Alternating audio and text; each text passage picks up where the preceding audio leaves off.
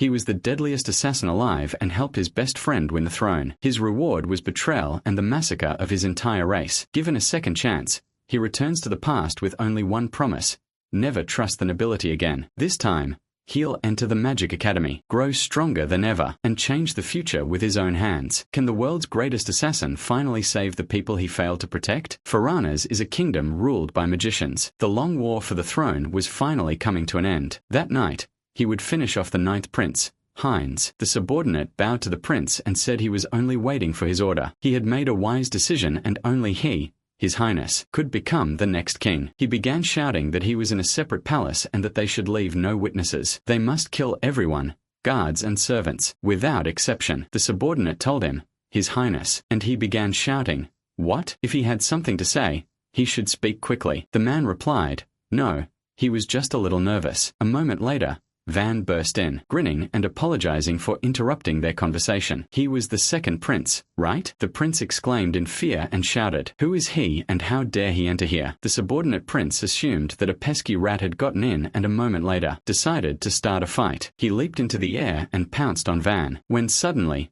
through those red eyes, he realized that in this sacred kingdom, there was only one filthy, inferior race devoid of magic, a Gaulder without a mage. That's what he'd tell him. Cheap tricks wouldn't work on him. He gripped his weapon tighter and pounced on the protagonist, who easily parried his attack. The boy fell to the floor and the prince screamed. How could this be? How could he have done that with a fist devoid of magic? It was a fatal blow to the head. Van explained that if he struck the bridge of a nose at the right angle, bone fragments would pierce the brain, and then it wouldn't matter whether the person had magic or not. They would still die like any other person. After that, he looked sharply into his eyes and the wizard decided to run up to him. He cast a special spell and began to fight when suddenly a jaw silencing spell was cast, and the young man screamed in horrific piercing pain. The protagonist had dislocated his upper jaw and now he couldn't cast the spell, so he should surrender. The mage was angry that he was mocking him because he didn't need spells to kill him. When he aimed at the protagonist, he immediately confused him and said that he had already warned him. Could he really be a swordsman and a mage at the same time? The prince fell to the floor screaming that it was impossible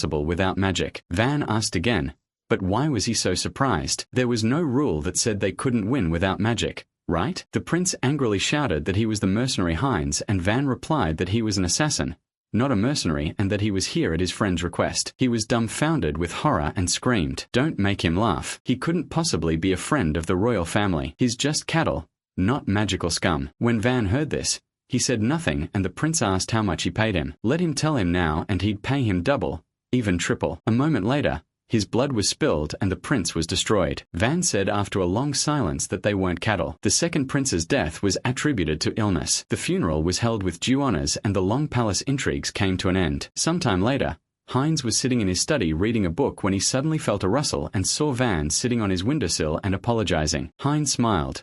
Then they went out onto the balcony and he said he'd done an excellent job with his brother. Now he would definitely become the next king. Van congratulated him on this event and asked how it felt to fulfill his long-held dream. Heinz asked again, what was he talking about? This is where their dream begins. He vows once again that when he ascends to the throne, he will abolish the laws that discriminate against the Gaulder, a non-magical race. He will no longer allow them to call him cattle. Van smiled and believed that he would keep his word. His friend. After this conversation, they shook hands and Heinz asked, by the way, he will come to the coronation, right? Van replied that if a Gaulder appears in such a place, he will be thrown out. Heinz told them not to worry because he will not allow that. He will be king after all. Van appreciated his concern, but he should not create problems for himself immediately after ascending the throne. Changing people's minds takes time and he can wait. Heinz understood everything and thanked them for their concern. At that moment, he looked at the sky and realized, right, maybe he should return home for now. The days of battle are behind him and he wants to rest. Van smiled and said that this was a good idea. He would do so. Heinz confirmed this and said to spend time with his family. Sometime later, the protagonist returned home and began to wash himself. His body bore many battle scars. He picked up a lantern and went into the room where he looked around. There, he saw a special open book and many wooden objects. He asked, is the battle really over? One day, he and Heinz were discussing in nature that since he had no magic, he couldn't be detected. Falling in love was certainly an advantage, but the enemies they would have to fight were the greatest magicians in the kingdom. Magical swordsmen and magic warriors? Could he defeat countless magic masters? Van replied that he would learn magic then too. Heinz was surprised and said he no longer had magical power, and Van replied that he would know more about magic than anyone in this world. He would hone his fighting skills to surpass them. That's all, he smiled, looking at Heinz, who answered clearly, that's just like him. At that moment, he grabbed the book and said that it had truly been a long battle. When a new day dawned, the protagonist, wearing a cloak, walked into the city market and a vendor shouted welcome to him. Let him come and look at this. The nearest southern fruit had just arrived from the ship. He thought about how rare this was. He hadn't been home in a long time. Maybe he should buy a treat? He remembered his sister and thought that she'd always love them and would probably cry with joy. This thought made him smile and he said he'd take one of those fruits. The vendor replied, of course, dear customer, just 1 copper coin. Van suddenly froze and the vendor started yelling, damn it, let him get out of here. Doesn't he see that they don't sell gold? At that moment, the protagonist pulled out another coin and when the vendor reached for it, he pulled his hand away and asked, so, is he selling it to him or not? What's wrong? The surrounding vendors began whispering that it was a golder. Why was it wandering so calmly through the capital? They shouldn't come near or the curse of losing magic would come. Van, hearing these words, thought about how it couldn't be infected. The only time in the world where magic was lost was when the Golder were a non-magical race. The ancient kings rebelled, threatening to turn the Golder, a magical race, into mere cattle for the Alcasol magical race, creating class distinctions based on magical power. The magical race exploits non-magical power and uses them for dangerous work and as cannon fodder in war. Only taxes are equal for everyone. When discontent with the monarchy and social tension grows, it begins with the massacre of non-magical races. They simply turn a blind eye. All the troubles in this country are due to the cursed race and the Golder, a convenient way for the monarchy to let off steam. He is simply sick of it. The anxiety remains. Will the day come when everyone in the village can live with a smile? Suddenly, he saw a little girl yelling at her friends to wait and running after them. But suddenly, she tripped and fell on her face, hitting herself and starting to cry,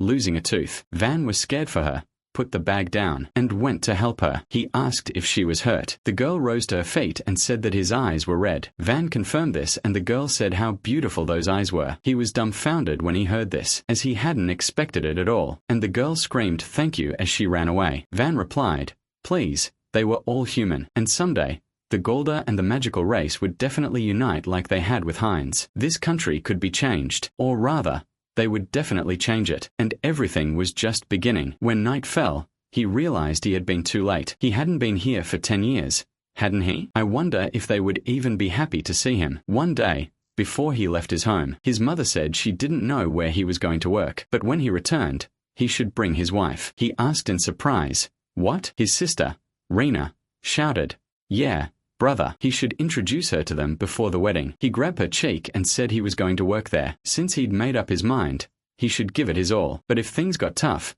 he could always come home. That's exactly what his mother had said. And Rena confirmed that when he returned, she would cook his favorite mushroom soup. He should take care of himself and be careful. After that, she gave him a necklace as a keepsake. They hugged him, and the protagonist looked at the necklace he was currently holding. As he approached the village, he saw everything burning. He was dumbfounded by the horror he'd experienced and exclaimed, what? Is this a fire? Is everything okay? He ran into the village and started screaming. Is it him? Van, is everyone okay? Where are they? Van saw many dead people and tried to help them, asking if they were okay. When he saw serious bleeding wounds, he realized that something terrible was happening here. He turned around and saw hanged people. When he looked at them, he saw that many dead people and girls were lying next to them and screamed. What's going on? Were they attacked by bandits? But why would they have gone so far? He thought about his dear mother and Rena and realized that they were not here. He begged them to please be alive. He did everything for the two of them. That's why he continued to fight. He wanted to make this country a place where his mother and Rena could live happily. When he approached the house, he saw that his mother was hanged from a rope on a tree. He was dumbfounded and looked. Is it really her? When he came closer,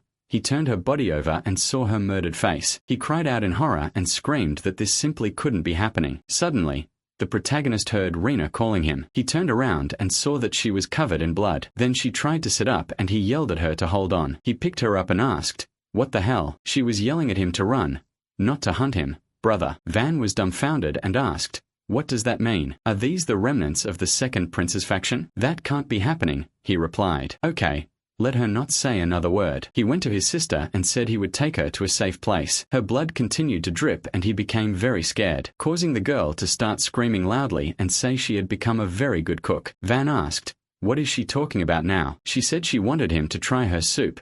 Brother. He looked in horror at his dying sister, tears streaming down her face, and she grabbed his face and told him not to blame himself. It wasn't his fault. She died after that. Van was shocked and incredibly angry when suddenly someone pierced him from behind. Stronger than ever. Blood splashed out and the knights shouted that this was just wonderful. As expected of the royal knights, Van, the leader of the rebel army, had killed him. The knights shouted with joy and one of them said that he was still standing. Van turned around and the knight asked permission to ask him what he had just received. He didn't come back on purpose, right? Van replied that now none of those he wanted to protect were left alive. The knight screamed, "Of course not. He would let him die without suffering." Van asked again, "Why should they die? Who ordered this? His Highness." The knight replied, "No. It is the sacred decree of His Majesty. Heinz, gold are not needed in this country." Van became angry and started shouting, "Don't lie to him. He would never give such an order." At that moment, Heinz himself came out to him on the battlefield and asked, "Is everything ready?" He turned to Van and said he'd been waiting a long time and was tired of waiting. He bought souvenirs, hadn't he, since he'd been away for so long? Van shook with fear and terror and tried to ask why he'd done that. Heinz asked again, "Why? It was all his fault." Van. Assassins capable of bypassing magical detection and infiltrating anywhere are those who can kill mags with brute force and the Golda that created them. They were both a threat that could disrupt the peace of their country. Therefore, they had to be destroyed. The protagonist began to scream in anger that he deceived him and Heinz replied that he always keeps his word. From now on, discrimination against Golda would be erased from this kingdom along with their very existence. Van screamed, "Don't make him laugh," when suddenly the knight attacked him from behind again. But Van immediately turned around and caught his sword with his bare hands. Van screamed that he would kill him, Heinz. At that moment, all the knights tensed and Heinz replied that he truly was a monster. He then used his magical powers and the knights cried out to protect His Majesty. A moment later, all the knights were engaged and Van rushed into battle. He used secret arts and shadow Golda. This is the final bloom. A moment later, everything around lit up with a bright flash of light. Slut. And Heinz cast a spell that pierced the protagonist. After some time, the knights lay motionless. Van looked at Heinz who said that even now he was fighting to protect the corpse. This is so typical of him. Even dying, he refuses to bow. What a hopeless and stubborn fool he is. Van remained standing and at that moment, Heinz bid him farewell for he was too strong. When the protagonist fell to the ground, he realized that when he woke up after such a long sleep, he would not let it end here. His revenge isn't over yet and he has no choice but to give him another chance. Next time, he'll make things more pleasant for him. After a while, he opened his eyes and saw his house. He looked at his hands and wondered if he was still alive. Where was he? Why did this place seem familiar? At that moment, his sister Rena came to him and said he was finally awake. He screamed in surprise. "Is she still alive?" Rena asked him what he was saying. "Isn't he awake yet?" Van didn't understand. Maybe he was sleeping? She told him to go wash up. His mother was preparing a celebratory dinner. He asked again, "What do you mean celebratory?" She shouted, "Surely he knows it's his birthday." His mother also came up to him and told him for sure, let him come to his senses. He's 15 now. When Van heard this, he was dumbfounded because he realized it had happened 10 years ago. When the protagonist went outside, he saw his family shaking the blanket. He didn't understand what was happening and Mom said it was a sin to stay home on a day like this. Right? They set up a picnic and Rena remarked on the wonderful weather. Van didn't understand, but had he really just been sleeping this whole time? Suddenly, a strong wind picked up and Rena closed her eyes. Many leaves blew past them and Van felt something was wrong. He looked at his hand, catching one and Rena was surprised. He realized no, it was all real. He still remembered all the tricks he'd learned, the smell of burning in the city, Rena's last words and the pain in his chest where it had pierced him. All of this screamed that it was real. Rena asked if something had happened. He answered no.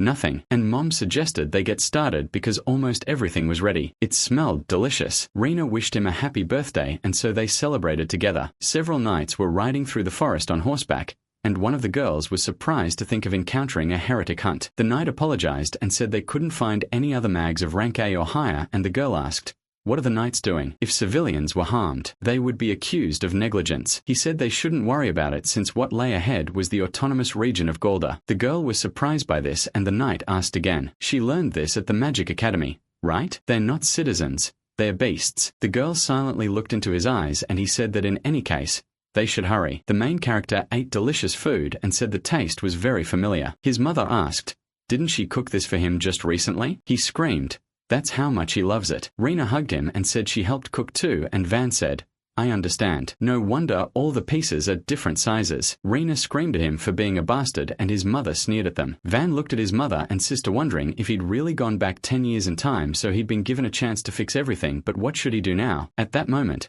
his mother turned to him and asked if he was still worried about it. He was surprised and realized, yes, Gold boys choose their path at 15 and without a father or family business. He had 3 options. The first was to take a low-paying job in the city, leave the city for hard, dangerous work and endure disdain, or become a mercenary. They don't have magic, but many possess incredible physical strength, and since they are undetectable by magic, they make excellent scouts. When kingdoms war with their neighbors, gold mercenaries are the first to be sent to the front lines, and they end up being mere cannon fodder for the army, and if they survive, they're promised a large reward. His mother hugged her son and said she wasn't saying being a mercenary was bad. They were only eating today because of his father's good fortune on the battlefield, but he was her only son. The mortality rate among mercenaries was high, and yet many chose this path to survive. In a past life, he disobeyed his mother and became a mercenary, and that's when he met Heinz. When they exchanged glances in the past, that's how they met. Suddenly, they heard a loud ringing bell. It was an alarm, and Van couldn't understand how he could have forgotten about it. Rena asked what was going on. He started shouting at them to leave the city, and Mother jumped up from her seat and said, "Wait!"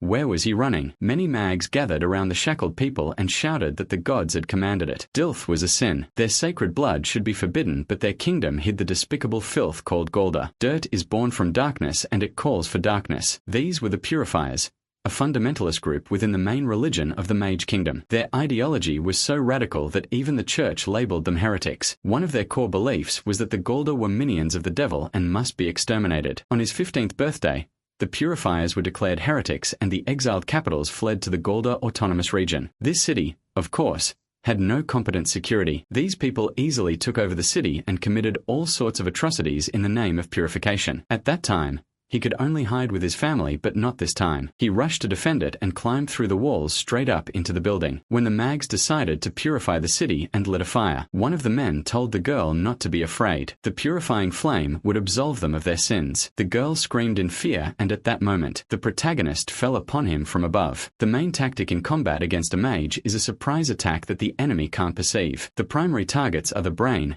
neck, or spinal cord. Hit one of these and they'll die before they can cast a spell. When he attacked the lead purifier, he fell unconscious and everyone exchanged surprised glances. An awkward silence fell between them and no one knew what to do. At that moment, all the mags turned and looked at him in fear, just like ordinary people. The protagonist stood meekly and they grew angry and began shouting. What did he do? But before his opponent could finish speaking, Van stabbed him in the chest with his sword. The man's blood spilled and he died instantly. Only an enchanted weapon can penetrate a magical barrier. He didn't have one, so he simply used the enemy's. At that moment, the mage began to attack him and cast a spell, but the protagonist was able to dodge the attack and attack another mage standing behind him. He cried out in horror, and Van realized there were only 3 of them left. At that moment, someone shouted at him to stop. It was the mage holding the hostage and told him to kneel. Do as he says or this woman will die. Van cursed and realized there were more of them beyond the square and said that this was unfair. If he gave in, they would kill her anyway. He asked, didn't he feel sorry for her at all? He drew his sword and told the girl that if she wanted to blame someone, she should see this boy. Van shouted at him to wait and said that this should be enough, right? He raised his hands and the man, smiling, said that this should have been the case from the very beginning. He called the others and at that moment, they pounced on Van, shouting at him to get what he deserved. He fell to the ground and curled up into a ball. The mags came closer and started shouting, "Little freak! How dare he mess with them? Let him get it now and that too." When they kicked him, one of the mags said enough of this and let him finish him off. Another asked, "What is he talking about? He'd killed their comrades and shouldn't make him suffer." Someone exclaimed, "No, that boy. There's something he doesn't like about him. He needs to be killed now or else it will be bad." The boy asked again, "What is he talking about?" He told him to move away because he'd do it himself and then cast a free spell. Everyone was stunned with horror and started screaming. What the hell is this? It turned out that the same girl who had arrived from the carriage had asked him to stop twitching. She wouldn't know how to fix it if it broke. The fun is over. Fanatics, in the name of royal justice, they are under arrest. The boys shouted, reinforcements from the capital. Van also didn't understand what was happening because in his past life, reinforcements from the capital took much longer to get here. They didn't understand why they were standing there. They should kill this woman, every single one of them. But none of the mags could move thanks to Helena, who had already said it was over. She shouted for them to disarm them and the boys responded, "I understand." After a while, she approached Van, who looked at her questioningly and said he'd eliminated 3 purification mags. He silently looked into her eyes and she smirked, saying she was counting that for him. He asked what that meant. Helena replied that the pyromaniac lying there dead could have burned the entire city to the ground if he wanted, and frankly, she didn't know how to handle it. It wasn't that she couldn't defeat him. She just wanted to avoid unnecessary destruction. But his ambush had succeeded and he'd been a great help. Van wondered if killing him meant the kingdom was reacting faster now. She replied that in any case, what did he want as a reward? Van said he didn't need anything. It wasn't him, but he who had been saved, and he thanked her for it. Helena offered him her hand and said that Gald had funny children. What was his name? Van offered her his hand and told her his name. Helena answered clearly and also told him hers. Let him tell her if he wanted to enroll in the Magic Academy. He asked again, what did that mean? He stood there perplexed for a moment, unsure what to say. Helena explained that it was a boarding school founded by the kingdom. Its purpose was to gather talent, and even commoners and foreigners could enroll if they passed the exam. He knew the name and had often heard it in his past life. Among the warriors and magicians renowned as heroes, many of them would have been academy graduates. He asked again, but why him? Helena looked into his eyes and asked to speak privately. She took his hand and led him aside, and Van didn't understand where they were going. She replied, "Who knows? He will be her guide." She was new to this village and smiled. Van smiled back and followed her. When they arrived at a secluded spot, Helena asked, "Is this a quiet place?" Van answered, as she wanted, "No one would hear them here." She confirmed that it was true. Such a place is ideal for assassination, isn't it? At that moment, she created a magic circle and aimed her arrow at him. Van was dumbfounded with horror, and Helena had already cast a spell to destroy her opponent. When suddenly Van appeared behind her, she was surprised. Was this instantaneous movement magic? No, she didn't feel any spell. It was a pure physical technique. He moved out of her line of sight and ended up in her blind spot. He grabbed her hand and said, "Stop pretending." She didn't understand what this performance was about. He said he didn't feel any killing intent, and Helena grinned and said that he spoke like a seasoned warrior. What kind of life had he lived at his age? He asked again, so she was testing him? Helena replied that it was her nature and she had to see everything with her own eyes, and he actually had the strength to fight mags with technique alone. He asked again, so what? Helena replied that she knew it sounded unexpected, but an idea had occurred to her, and that thought meant that perhaps he could change Gald's fate. Van was dumbfounded by what he heard, and she was saying that if he entered the academy, everything would happen. He asked again, "Isn't that so? A knighthood grant?" She replied that he knew exactly. With his skills,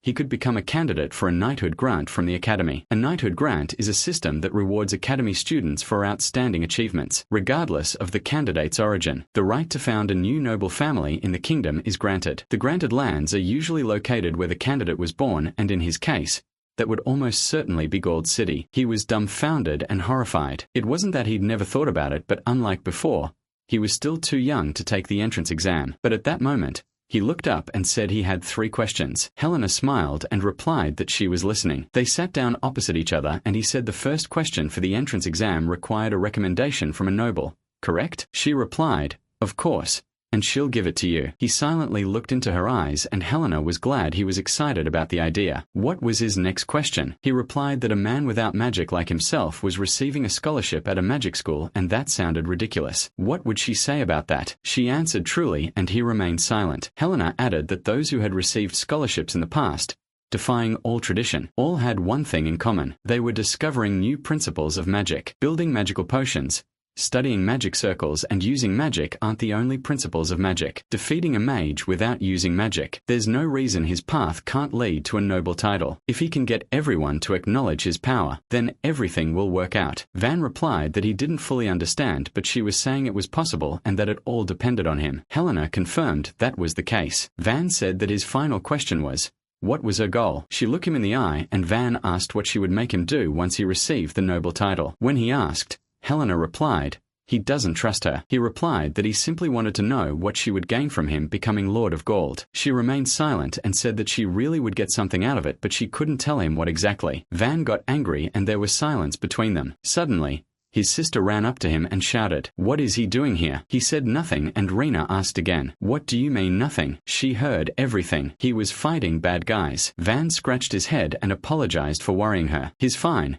So everything's fine. She hugged him and shouted, "Brother, he always says he's fine and then does something reckless again." She and her mother were very worried about him. She continued to stand and hug him, and at that moment, Helena looked at them silently, then said that he might not trust her, but by accepting her offer, he would ultimately earn the right to protect his sister and family. She swears on her name, Helena Steinitz, that's for sure. After these words, she walked away, and the protagonist looked at his sister and became thoughtful. The next days flew by. When his mother learned that he had fought the purifiers, she was very upset. She asked how he could have done that, but when she heard the townspeople thank him for his help, she said that he really was just like his father and had done an excellent job. She patted his head and smiled. They also talked about the academy, and when his mother heard this, she exclaimed, "The capital's academy?" He replied that it seemed they even took Golda there. He told them about the reward, the recommendation, and his decision. Rena exclaimed, "But there are mostly only Alcare people there, right?" He confirmed that this was precisely why he wanted to show them what Golda was capable of. Rena was dumbfounded and looked at him silently, afraid for her brother. Van said that they were no worse and pondered for several days but could not find a new way to save everyone. In his past life as an assassin, he had a point since he was working in concert with the heir to the throne. But in this life,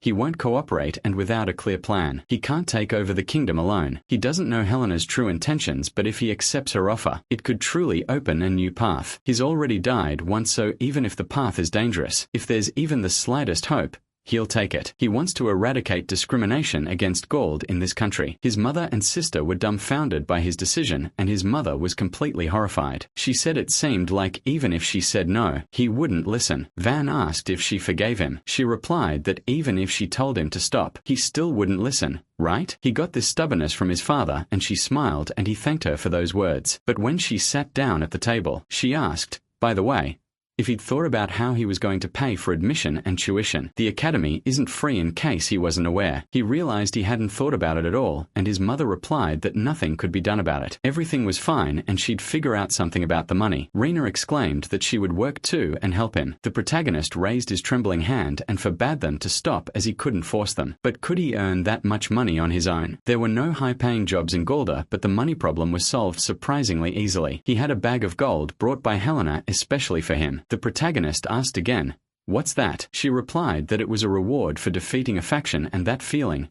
Hadn't she told him? When he began to say goodbye to his family, his mother told him something. He would be treated poorly in the capital simply because he was from Golda, and he would have to endure a lot. But he mustn't let this break him. He must live with his head held high. He was his mother's pride and joy. Van smiled and said he would try to do it, and Rena exclaimed that when he returned, he would prepare his favorite mushroom soup. He thanked her for this, patted her on the head, and said that he would look forward to this moment. Well, now he was leaving. His sister and mother saw him off and waved after him. This time, he would definitely keep his promise. When the protagonist arrived at the right place, he was stunned by the scale. So this is what the academy was like. When he entered, he saw the school students. One of the guys introduced himself to the guard and said that his father recommended him. The knight bowed and said, "Yes, please let him in." The next girl was Elizabeth, recommended by Duchess Krausberg. The guard bowed again and said it was an honor to meet her. Please let her in. The protagonist was next, and when he approached, the guard started shouting, "What the hell is he doing here?" Van got scared and everyone started discussing. They won't let the gold in, will they? Why did the academy need a gold? The protagonist thought about it, thinking it was just as he'd thought. He'd said he wouldn't do anything to them. He just wanted to submit an application. The knight screamed. Did he even understand what he was asking for? He asked again, "This is the academy, right?" He'd heard that a gold could get in if he passed the exam. The guard started yelling at him for being a freak and threatening to put a spear to his throat. "Stop talking nonsense." Van was stunned and realized he'd made a bad move. Controlling these forces wasn't a problem, but if he made a fuss here, there would be no time for the exam. At that moment, another guard approached him and asked him to stop. There couldn't be any bloodshed in front of the applicants. He chuckled, and the protagonist asked, "Have they calmed down yet?" The guard said that upstarts like him crop up every year. Van looked at him silently, thinking, what a shame. The guard leaned towards his face and said, "Listen up, boy." He wouldn't even be allowed to take the exam without a noble recommendation. He replied that he had one, and the knight asked again, What? He replied that he had a letter of recommendation and it even had the royal seal on it. When the guard saw this, he started shouting, "What nonsense! How dare he defame the royal family? Let him give it here. Forging the royal seal is a serious crime." Van looked at him silently, then threw his hand aside, sending the guard crashing into the stone wall. The second guard looked at him in fear, as did all the surrounding students. The guard asked why he was suddenly falling. No one had noticed the protagonist do it because of his physical speed. The guard said something was wrong with that guy. At that moment, the professor approached her and asked what all that noise was about. It was the examiner, and the guards bowed to him and said everything was fine. It was just that guy who caught their attention. When the examiner turned to Van, he introduced himself and stated his name. He was recommended by Helena Steiners. Everyone around him was stunned when they heard her name, and the examiner opened the letter in surprise. He said it was literally her seal. After that, he asked him to proceed, and everyone was surprised. Could this really be a recommendation from House Steinitz itself? Is that who he is? Van looked around and realized that everyone was reacting to him strangely, and apparently Helena really was some kind of important person. When he entered the academy, he looked around and realized everything is clear. All the elite had gathered here. There was the swordsman Dietrich, and things would get more interesting. He saw the Archkyle, the Lord of Fire, and the divine Saint Lunaris. So they had also entered this academy. Fate had brought him together with these people again. They were royal knights who fought on the battlefield, but in the struggle for the royal treasure, they became mere pawns in the hands of the prince, and he killed them all one day. In this life, he will take his place in the sun and become someone they won't even dare look at. Isn't that exciting? If he goes all the way, he could even change the kingdom. At that moment, one of the guys pointed a finger at him and shouted, "The red-eyed one." Van turned around and asked again, was he saying that to him? He answered yes to him. Why was he so calm? He replied that he stood wherever he wanted, right? The guy said he was rude. Did he even understand who he was? Van remembered that in his past life, it had always been like this, and perhaps it would have been easier for him to bow his head, but he remembered his mother's words, that he didn't need to become outstanding. Let him live with dignity. In his past life, there was someone who had said the same thing to him. If he bowed his head even once, the day would never come when he could achieve equality. Let him live with dignity. Van, his friend. It was Heinz in the past, but now the guy kept yelling at him. Was he even listening to him? He pushed Van away, causing him to get angry and say he'd gone first. The guy was surprised by this reaction, and after a moment, Van smiled and pulled the guy onto his knees. Execution is a technique that allows you to not only give the opponent death, but also their movements and take control of them. This is exactly what he used on that night, and at that point, the guy simply couldn't get up. Van decided to feign innocence and asked if he could get up. He wanted to help him and offered his hand. The guy jumped up abruptly, but when he yanked his hand, someone shouted, "Let him stay where he is." The people around him watched from the sidelines, and Van was surprised. It turned out to be Heinz, who came out to him and said, "The people of Gold are also allies of the kingdom, and they must be united." The boy bowed and said it was an honor, and Heinz replied, "No need to stand on ceremony. Today, he's an examinee like everyone else, so please let him treat him like an ordinary person." And he too. Van realized that he had already entered the academy this year. He realized it was the 9th prince, and the people around him were discussing how if he joked, he would be considered a nuisance. This was quite fair, of course. Even Gold was wary. What a prince. He came out to him. He remembered Heinz asking, he'd been there before, right? The protagonist didn't understand why he remembered this now, and Heinz said with a smile that he seemed nervous. Honestly, he too. The academy entrance exams are quite an event, but he shouldn't worry. He's suggesting that, like his opponents, they simply show off their best. He offered him his hand, and the protagonist realized that with such a smile, anyone would seem to relax and open up so warm. But he knows what lies behind that smile, his true nature. Right now, he could definitely kill him. But what if he killed him here? He shouldn't forget why he came to the academy. At that moment, he clenched his fist, and Heinz asked again, perplexed, what was wrong with him. Heinz told him to leave him alone and turned around, declaring that he had no intention of getting close to anyone. Heinz looked after him in surprise and lowered his hand. Those around him were surprised. How dare he speak to the prince like that? He has no manners. He truly is a beast. The guy he fought got angry and started shouting quietly at everyone, and the examiner announced that this was the end of applications for the exam. Now, they were escorted to the test site. It would be in the misty forest. All the boys tensed and waited. After a while, when they arrived at the right place, the examiner announced, "Attention, applicant. Welcome to the forest. This year's exam would be held here." And as they knew, The Academy had been granted the rare right to use the kingdom's sacred lands, and they didn't have time to train those who didn't even have the basics from scratch. Therefore, they must demonstrate at least minimal abilities. The Misty Forest is a place where the very earth is imbued with magic, and their task is to find and bring back a heavenly tier flower that has absorbed the forest's magic. The animals here are also imbued with magic, so they must be prepared for anything. Van thought this was a strange exam with them fighting monsters right away. The rules say that interfering with others is forbidden, but helping each other is allowed. But to pass the tests, everyone will need their own heavenly tier flower. If they gather in a large group, there won't be enough flowers for everyone. They have until sunset. Before entering the forest, each of them will receive a protective sign. If they find themselves in danger, they must show this sign, and the examiner will come to their aid. But anyone who asks for help is immediately eliminated from the exam. So the exam begins,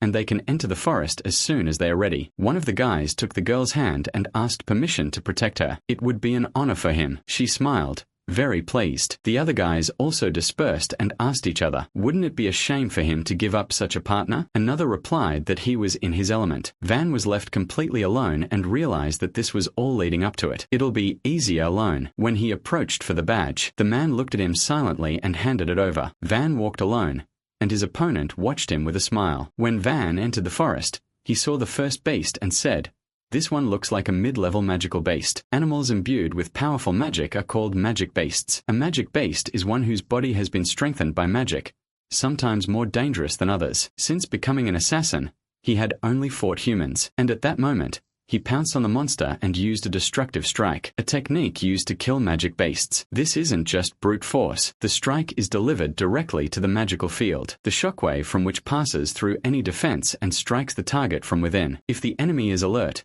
such a strike will be difficult to land, but against a dumb beast, it will be just right. A moment later, the monster fell to the ground, and he reflected that during his mercenary days, he had encountered monsters with similar beasts before. It was a shame, of course, but he turned around and saw that they were watching him. He scratched the back of his head, and the guys didn't understand what he had just done. He must have slipped poison. That's just the spirit of those filthy Golda. Against his magic, such cheap tricks wouldn't work. His partner asked if he was really going there. After all, his sister had forbidden him. He replied that it was all an excuse. The examiners weren't going to let this Gold through. He even dared to be rude to the prince, so even if he killed him, no one would say a word. After some time, a guard led the man to the right room and asked him to go in. He said, "Fine, let him give him the key." The knight asked again, was he serious about this? He replied that there was no need to worry. It was under magical control. His only target was that degenerate who dared to appear for the entrance exam. This boy was a Gold. After that, the academy couldn't turn away an applicant with a recommendation, but if he somehow passed the exam, it would damage the academy's reputation. Usually, such applicants have accidents. The knight asked, what if he hurt someone else? The man replied that it wasn't a problem, since this Golda always acted alone, and it was unlikely that anyone would approach him voluntarily. At that moment, he unlocked the door and told the damned beast to come out, deal with this filthy Golda and defend the honor of the academy. When the examiner looked up at the sky, he realized it was the exam this year, and he had a bad feeling. That same academy member approached him and asked if there had been any anomalies. He replied that everything was going smoothly so far, but where had he been during the test? He replied that he was preparing for what would happen next. There was still a little time left. The examiner suspected something was wrong and remained silent. When Van went out into the forest, he saw that very flower. This was the flower of heavenly tears. He decided to pick it, return, and then the exam would be passed. But first he asked the guys if they were coming out already. They started talking, and wow, he noticed them. Golda, does he have a nose like a dog? He replied, no, it's just experience. Cowards always stab you in the back. Although they weren't supposed to talk about it to him, a former assassin. One of the guys said he couldn't act tough anymore. He had no place at the academy, and they would prove it to him now. Van replied, stop pretending. They just want revenge for what he'll take in public. That's all. It was petty pride, and he would quickly put them in their place. His opponent grew angry and shouted that he would never forgive him. And at that moment, Van realized they were mage wielders working in tandem. So what should he do? There are three main fighting styles that utilize magic. The most common is releasing magic in the form of spells. The second is infusing magic into a weapon, such as a sword. The third is strengthening the body by concentrating magic within oneself. That's a mage fighter. Combining different styles is a good way to cover each other's weaknesses. The guy passed out and said it seemed they'd never killed, but at least they had the resolve. However, he couldn't kill them. The death of some Gauld would be chalked up to an accident during an exam. But if the youngest son of an aristocrat died, his entire family would rush to find the killer and seek revenge. The outer nobles who lost their masters in the war still live by the laws of troubled times, and he had already decided that this time he would take the bright path. He would no longer kill anyone and yet force them to admit defeat. His opponent's face twisted, and he said he didn't like the look in his eyes. Gauld the freak. He used the dancing blade, the sky cleaver. The protagonist fled, and the guy asked, did he dodge a fatal blow? He had good intuition. A blade of wind, right? He shouted that it was sky splitter magic, a wall trike technique. For someone who couldn't see magic, it was an invisible blade. The boy asked again, were he scared? If he wanted honor, he should kneel. And Van said, perhaps he didn't happen to supply wind to the palace? When he asked this, the opponent became very angry and shouted that he would destroy him right then and there, and then shouting the storm sky splitter spell, he struck Van, who easily managed to get back up, and Van wondered how he could see it. Van wondered if he was so consumed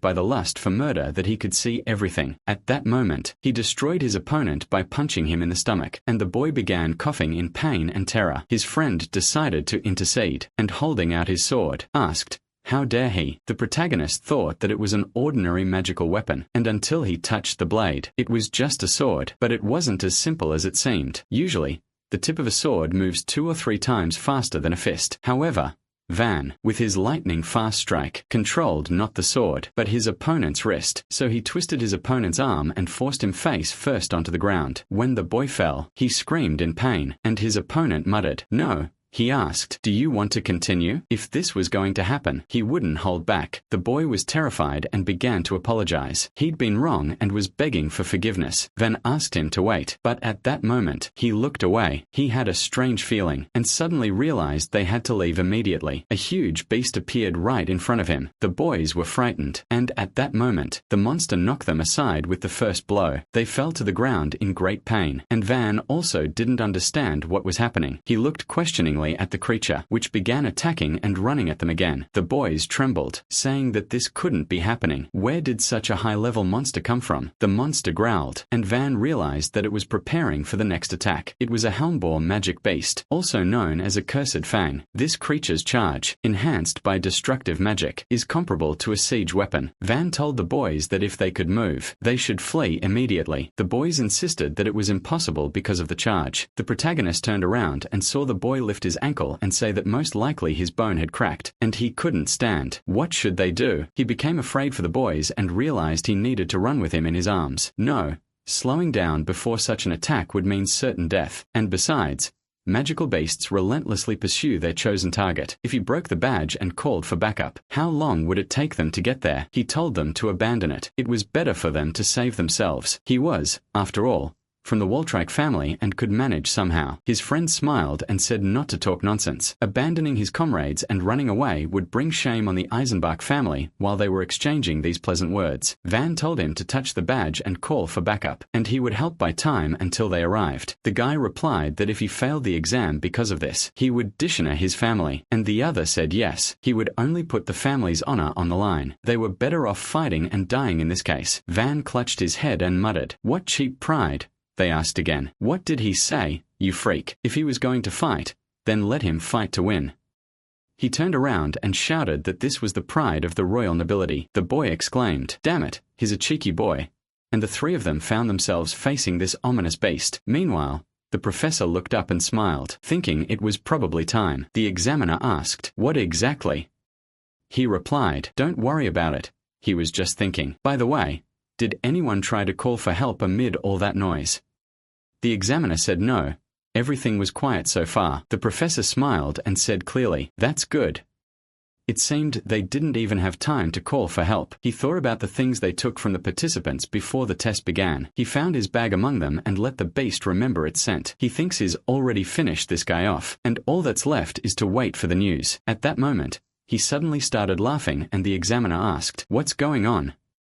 The guys screamed in fear that the monster was coming straight at them, and Van shouted that they would hold it off. They should attack it with all their might while they had the chance. The guys exclaimed, "Why is he giving orders?" At that moment, the monster took its first step. Van, frightened, rushed straight at it. The guys didn't understand what was happening, and he created a karma-like destructive blow. At that moment, the protagonist slightly attacked the monster and the guys were surprised. Karma is a technique that allows you to preempt an enemy's attack and hit a key point in its movement. All four-legged creatures move first at the neck, and Van delivered his destructive blow there. But at that moment, he found himself right next to the monster's mouth and realized he couldn't do it. A 10-year difference. The strength and mass were no longer the same, and now the blow was not strong enough to knock this creature out. He shouted for the guys to act now, and one of them exclaimed his spell, directing his forces towards the monster. His friend also exclaimed a second spell and rushed to attack the monster, when suddenly they both froze and realized that this creature was incredibly hard and strong. Van got scared and yelled at him to duck, and a moment later, a multitude of them flew everywhere. The monster suddenly started running away, and Van, rising to his feet, turned around and realized, damn, the guys were lying nearby, not far from him. Van was glad they were still riding out, and the guy said the wind had deflected him a bit, but they wouldn't get a second chance. It looked like this was the end since his sword had no effect on it. When Van got up, he said, "Okay, they have to do it again." His opponent asked, "What?" Van replied that next time he would finish off this monster. The guy screamed. Didn't he understand? They couldn't pierce this creature's skin. Van pointed at this with his finger and said that next time he would try fusing stone shavings into the blade. Invisible blades weren't as effective. If he couldn't cut it, then let him split it, strike between the ribs and concentrate all his magic into a single point. The guys didn't understand what he was even talking about. Van turned around and didn't answer, and the guy said he should have realized that the outcome of the fight was a foregone conclusion, but he still had strength left. If he used him as bait, he could leave without any embarrassment, but Van replied that he wasn't going to kill him. Petty revenge didn't interest him. His goal was to have his family, to have Gold recognized as part of the kingdom. He couldn't just abandon his comrades and run away. The guy was very surprised by this and remembered how they fought him recently and exclaimed, "Damn." He felt sorry for how things turned out and pounced on them again. Van exclaimed that it was coming and they had to act right now. At that moment, his opponent shouted, "Sword of Wind." He used these powers and struck the monster. The structure of the shoulder blade is different from a human's. It is not directly connected to the spine. The monster growled, and Van realized what he had found, and now it was his turn. He rushed straight into the attack and screamed loudly as he jumped on the monster. A quadruped's shoulder blade isn't like a human's. It's not directly attached to the spine, giving it flexibility. However, this weakens its grip under sudden impact, so he used a technique called rotational fusion. When this happened, the monster fell to the ground and began to roar, and Van yelled at the other guy to hit it, the heart at the base with his front paw. The guy swung and screamed loudly, but before the blow, for some reason, he stopped and began to grimace in fear. Suddenly, he laughed loudly, and the other guy confirmed that it had worked. Van said no, and the monster suddenly rose up and began making incredibly loud noises and roaring. A sound echoed throughout the forest, and a spell was broken. Not all magical beasts are capable of killing. The spirit beast wielding this magic swept everything away like a blast wave. The guy's hands were covered in blood, and he couldn't move. Was he bleeding internally? He looked up at the monster and realized, no, it didn't want to die. Van shielded him with his hands and shouted, "Spiral combination technique." They needed to direct the blow into spirals and carry it into the ground, not take it head on. The monster growled at him again, realizing it was impossible. He couldn't take all his power. How could he use it? He didn't know what he was capable of in this body, but it was better than dying here. The boy screamed, "No," but Van shouted for him to act faster and run away. They panicked and ran while the monster growled at Van, and moments later, he was thrown aside by incredible force. When he fell to the ground, he began coughing, and his rival ran up to him, screaming his name in fear. Van shouted at him not to come any closer, and at that moment, the monster returned to kill him completely. Van tried to calm himself because his heart had to destroy these chains. When the monster felt the tension, it abruptly stopped and fell to the ground. The creature was destroyed, and Van asked, "What kind of magic was that just now?" They were saved by Heinz, who said there was danger, and the boys were very surprised that it was the prince. One of them shouted that it was dangerous here and that he should leave. Van realized that as he thought, it was him. Heinz smiled and said that he couldn't do that because the royal family's duty is to protect those who want to live in the kingdom. The boys were surprised by his highness, and Van realized that he always knew how to speak beautifully and touch people's hearts with his swords, and then he sent them straight to their deaths. Heinz said, "Well, So now they're uniting against this enemy. Van replied that he refused, and the boys turned to look at him in surprise. Heinz didn't understand what he said. Van replied that he refused. He didn't need his power. The boy shouted, "He's a prince. He should watch his words. If it weren't for his majesty's will then." But before they could finish, Van replied that they were only here on missions, and if he hadn't interfered, everything would have been fine. The boys looked at him in bewilderment, and Heinz asked, "Does he really not need his help?" Van replied, "Yes," and then told them to simply watch from here silently and behave as befits a royal family. The monster pounced on them again. MC warned the others and they prepared themselves. The boy nervously clenched his teeth, hoping to land at least one blow this time, but Van immediately stopped him because if he went, he would die in vain. Fork said he had one shot left and MC noted that that would be enough. Let them both wait for his signal. They nodded in response and Heinz remained in place, waiting to see what they would do. Having waited for the right moment, Van gave the boys the signal, then rushed into the attack and thought, he was too hasty earlier. He can handle it without this move. Cursed Fang swung his head, intending to strike him with its tusks, but he was able to dodge. After 3 unsuccessful attacks, the magical beast recognized Van and the others as strong opponents and switched to a more cautious attack. MC jumped aside. He knew what the monster would do next. The hook struck. He leaned over and thought with a smile that everything was going well. The gap became smaller, but he would barely be able to beat it like that. Cursed Fang screamed loudly and it began swinging its tusks, hoping to hit him, but he dodged every time. Watching its movements, Fork exclaimed that it was simply incredible. Heinz was also surprised that it was able to develop such speed without magic. The monster roared. It rushed to attack again and Van dodged and Heinz thought, this is not just speed. He completely cancels his swing, moves without touching the ground, shifts his center of gravity. He's only seen this in high-ranking magical warriors. Who is he? Finally, MC goes on the attack, punching the monster in the lower jaw, then knocking it to the ground and hitting it on the top of the head with all his might. The boys were very impressed with his skills and Heinz thought, his attacks are as fierce as flames, but for such a magical beast, an attack without magic is nothing. After all, it will not work. Cursed Fang rose and growled.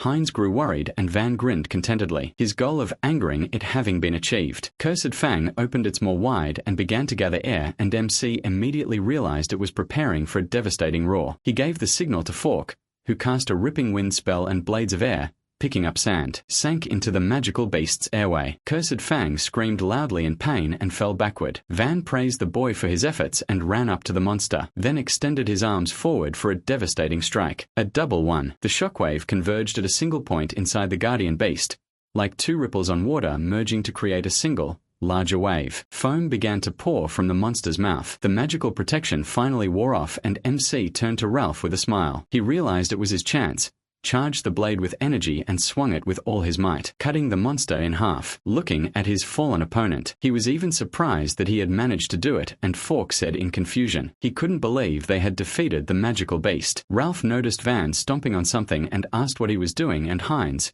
judging by the look on his face, was surprised. After that, MC approached Ralph, offered him his hand and asked if he was okay. Could he move? He accepted his help and told him that he thought his insides had been beaten out, and Van explained to him it was a technique of 3 quick, magical strikes that were easy to lose control of. It looked impressive, but if repeated, he wouldn't be able to withstand it. He promised him to remember this. He had no desire to repeat the triple strike. After that, MC looked around and noticed something interesting. 2 blue flowers were growing nearby near a fallen tree. They approached it and Heinz noticed there were only 2 flowers left. The teacher said that if they gathered in a large group, there wouldn't be enough flowers for everyone, and Van wondered, is that what he meant? What should he do? There was absolutely no time left. After that, the boys picked the flowers, one of which, of course, they gave to the prince, and MC asked discontentedly, what kind of sycophancy is this? He was just watching from the sidelines. Fork indignantly exclaimed that this was not sycophancy. For Heinz, this is par for the course, and they gave him the second flower, which greatly surprised him. Fork waved his hand and told him not to misunderstand him. He just didn't want to be in his debt, and his name is not hard to remember. His name is Fork. Ralph introduced himself to him, and he looked at them both with a new look, then extended his hand and told them his name, saying it was nice to meet them. Fork shook his hand and he asked, so if they fail the exam,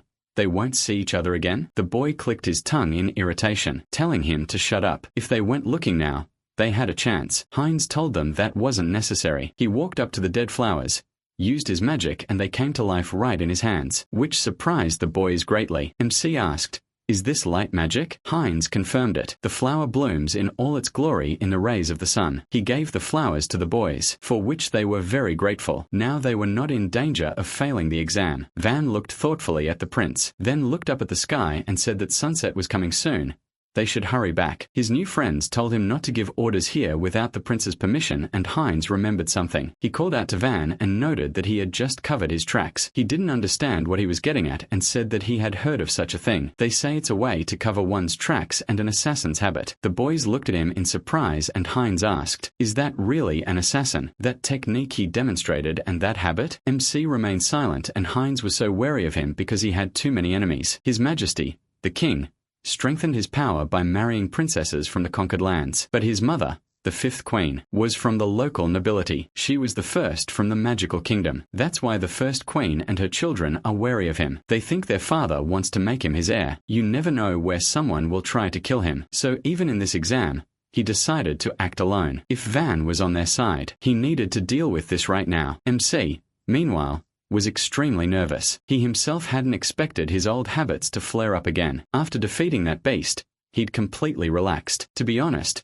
he was a former assassin, but he couldn't tell them that, so he decided to lie, feign surprise, and looked away, asking, "So these are assassin habits?" Heinz immediately realized he was pretending and he nervously clenched his teeth and declared, "If that's what he thinks, so be it." After that, a wind blew through the forest. He ran toward the prince and Fork tried to stop him, but he couldn't. He was too fast. Heinz had already prepared himself, but he simply gently touched his shoulder and said with a smile that he was joking, but that he should just stop making such a serious face. Fork was surprised because Van had just been in front of him and at that moment, he put his palms together and said, "He knows he speaks a little awkwardly. He is from the village, so let him not judge him too harshly." Heinz measured him with a glance, deliberately showing him weakness, but he did not fall for it. MC at this time tried to calm down. He understood that he was testing him. If he gave in to emotions, then all his training would go down the drain. The prince said that he did not care what he said. Let him better answer his question again. What was that? He's not an assassin. He spread his arms out to the sides with a smile and told him that he was recommended by a noblewoman, Helena Steinitz,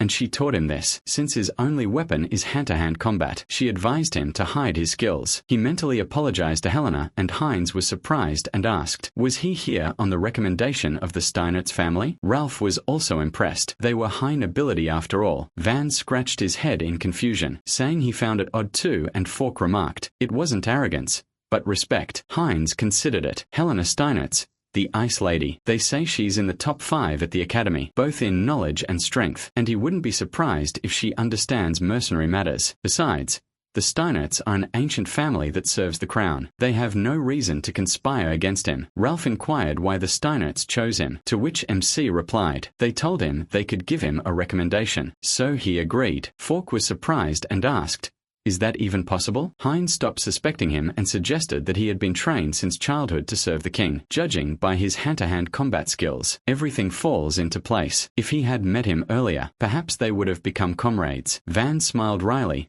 thanking him for these words, and then the prince turned his gaze to the beast and wondered who was more likely to plot against him. He said that if he had been caught by the beast alone, who knows what would have happened? Perhaps they saved his life. He bowed to them, thanking them from the bottom of his heart, and the boys became very excited and embarrassed. Ralph said that it was an honor for them, and Fork exclaimed that he hadn't actually fought for him. MC noted that he would soon be executed for such disrespect, and he indignantly pointed a finger at its face, exclaiming, did he forget what he just said? Heinz looked at him and thought, he's not trying to get to the bottom of the truth. He just wants to hurt him. This guy really is weird. Meanwhile, the students gathered at the entrance to the misty forest. Some had passed the exam.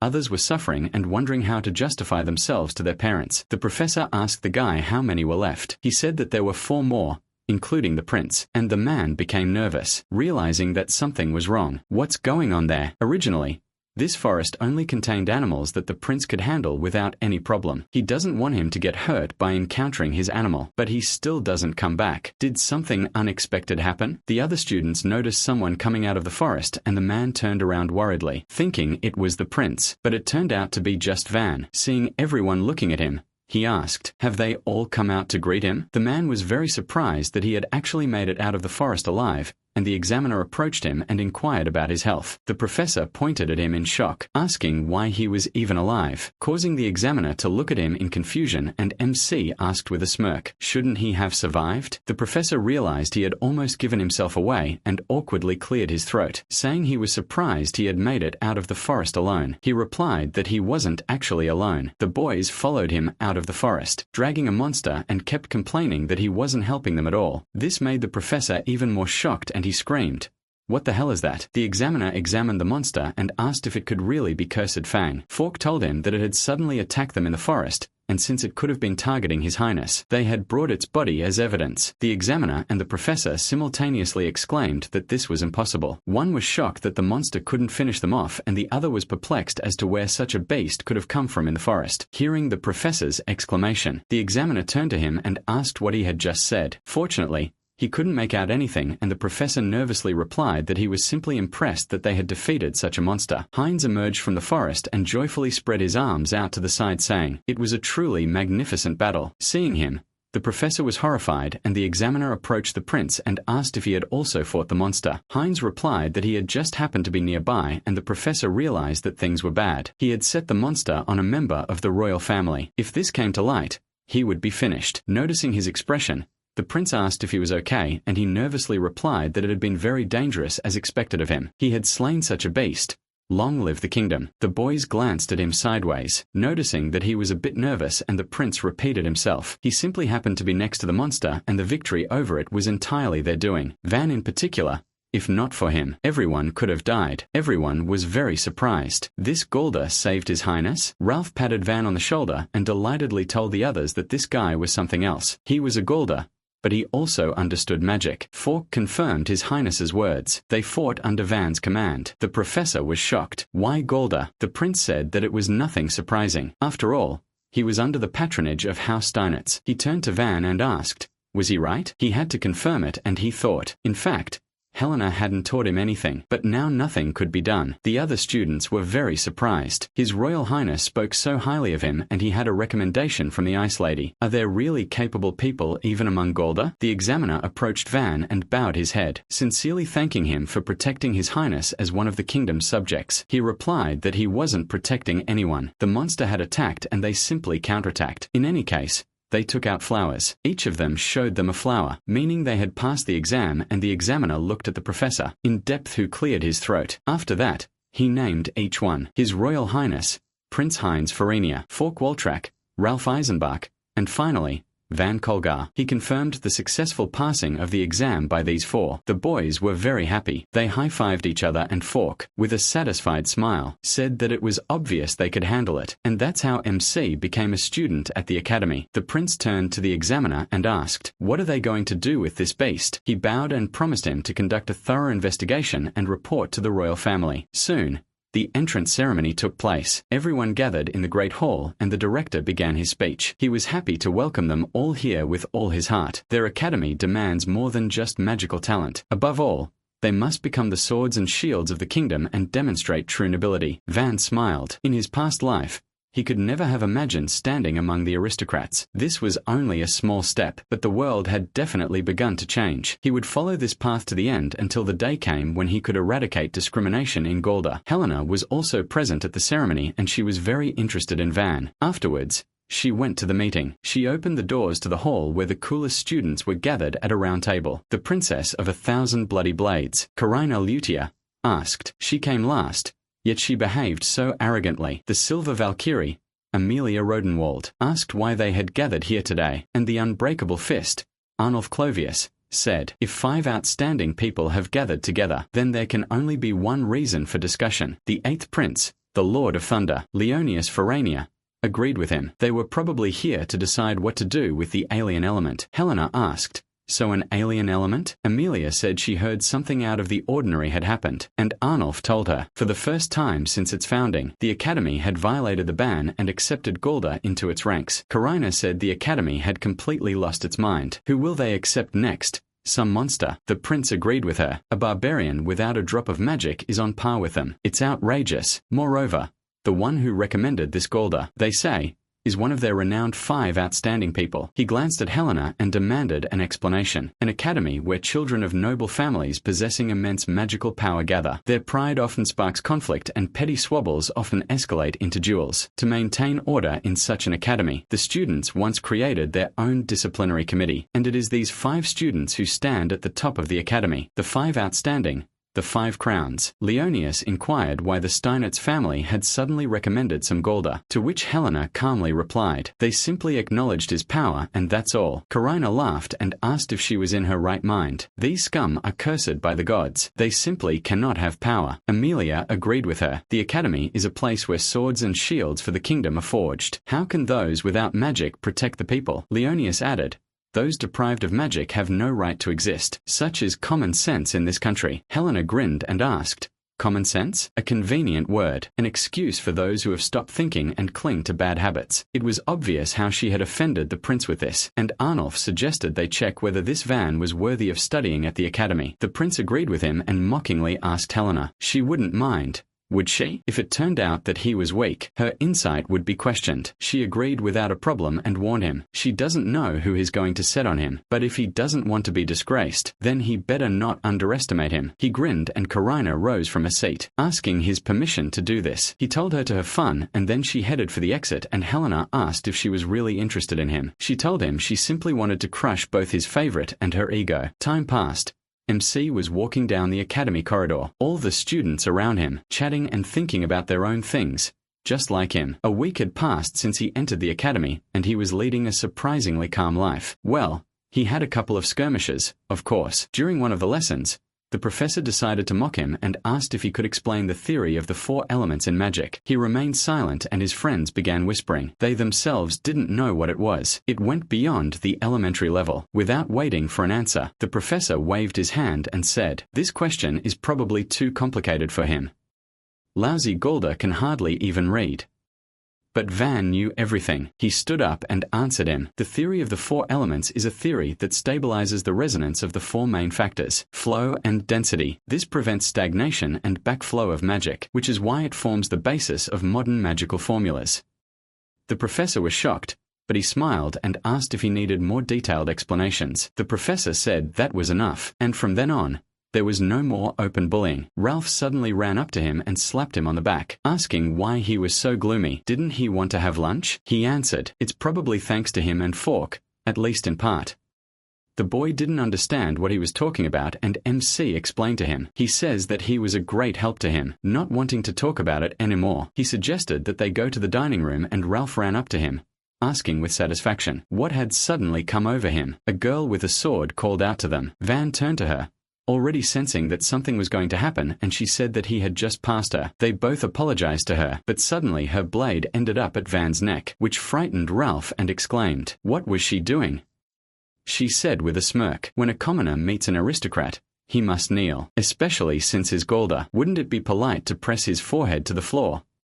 He told her there was no reason to demand such a thing. They were at the academy. All students were equal here. She called him a brat and asked if he even understood the situation. Her blade almost touched his skin. Ralph was very scared for his friend and exclaimed, even though she was a senior, this was too much. She promised him not to shed blood in vain. Just let him not be stubborn and show obedience. Then she would allow him to live a quiet student life. But MC was not going to bow down to her so easily and said, "It is possible to observe etiquette in front of seniors in principle, but when he is forced, he wants to resist." He grabbed the tip of her blade. She became wary and cursed, tugged the sword so that he would not take it away. However, he instead stepped towards her and pressed on the blade. Losing her balance, she reflexively gripped the hilt tighter, putting all her body weight on the thin blade. Then he slammed the edge of his palm into the blade, causing it to snap and fly off. It was a technique called blade breaking. Bending and twisting pushes the metal beyond its breaking point, causing instant structural failure. He asked if they had mixed brittle zinc into the steel. In any case,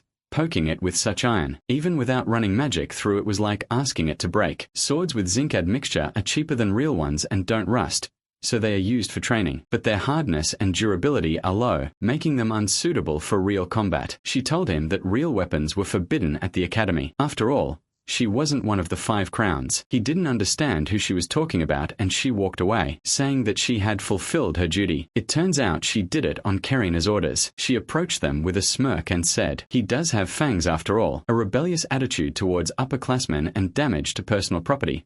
Like one of the crowns, she cannot turn a blind eye to this. She will have to punish him. Seeing her, MC was very surprised. He immediately recognized her. This is the princess of 1,000 bloody blades, the one who took thousands of lives on the battlefield. But why is she here? In his first life, when he was an assassin, the kingdom was shaken by endless rebellions, and behind the scenes, everything was controlled by a fighting force of the remnants of the Purification faction. Karina was the king of the Ring of White Destruction. Also, the most feared among them was the Bloody Blade Karina. She is a magical swordswoman who killed many heroes with her unrivaled skill. The kingdom destroyed the Ring of White Destruction at the cost of enormous sacrifices, but the chaos that arose at that time became the cause of the subsequent War of Succession. He saw her only once on the battlefield, but there was no mistaking her. Why is the kingdom's enemy in the academy? Karina suddenly said that she was bringing another accusation against him. He frowned, not understanding what he did this time, and he asked the upperclassman without saying a word, "Doesn't he think it's rude?" He smirked and bowed to her in apology. He just didn't notice that she was an upperclassman. She didn't like it, and his friend worriedly asked him to stop. In front of him was one of the 5 crowns. He didn't understand which 5 they were all talking about, and he exclaimed in surprise, "Doesn't he even know that?" The 5 crowns are the 5 best students of the academy. Their strength and origin are on a completely different level. This Karina is a real genius who entered the academy at 13. Now Van understood everything. The girl thanked him for introducing her. MC thought, so Bloody Blade was from the highest aristocracy? The fact that she was a noblewoman was probably hidden in the kingdom when she became a rebel. But who would have thought that they would meet at the academy? Maybe this was his chance? If he killed this woman now, he would destroy the seed of a future rebellion, and the war for the throne would never begin. And Heinz's chance to take the throne would also disappear. Karina accused him of another accusation. Thinking about extraneous things when she stood before him was the height of disrespect. She reached for her sword. Van clicked his tongue in displeasure, and she warned him that she had permission to carry a combat weapon. Seeing her fighting stance, he immediately realized that it was one of the Bloody Blade's signature moves, a strike with a blade snatch. They say that due to the incredible speed, the victim dies before even seeing the blade. Ralph became very worried and suggested that Van apologize to her, but he waved his hand and ordered him to step aside. He needed to check something. He decided to engage her in combat. She arrogantly called him a fool,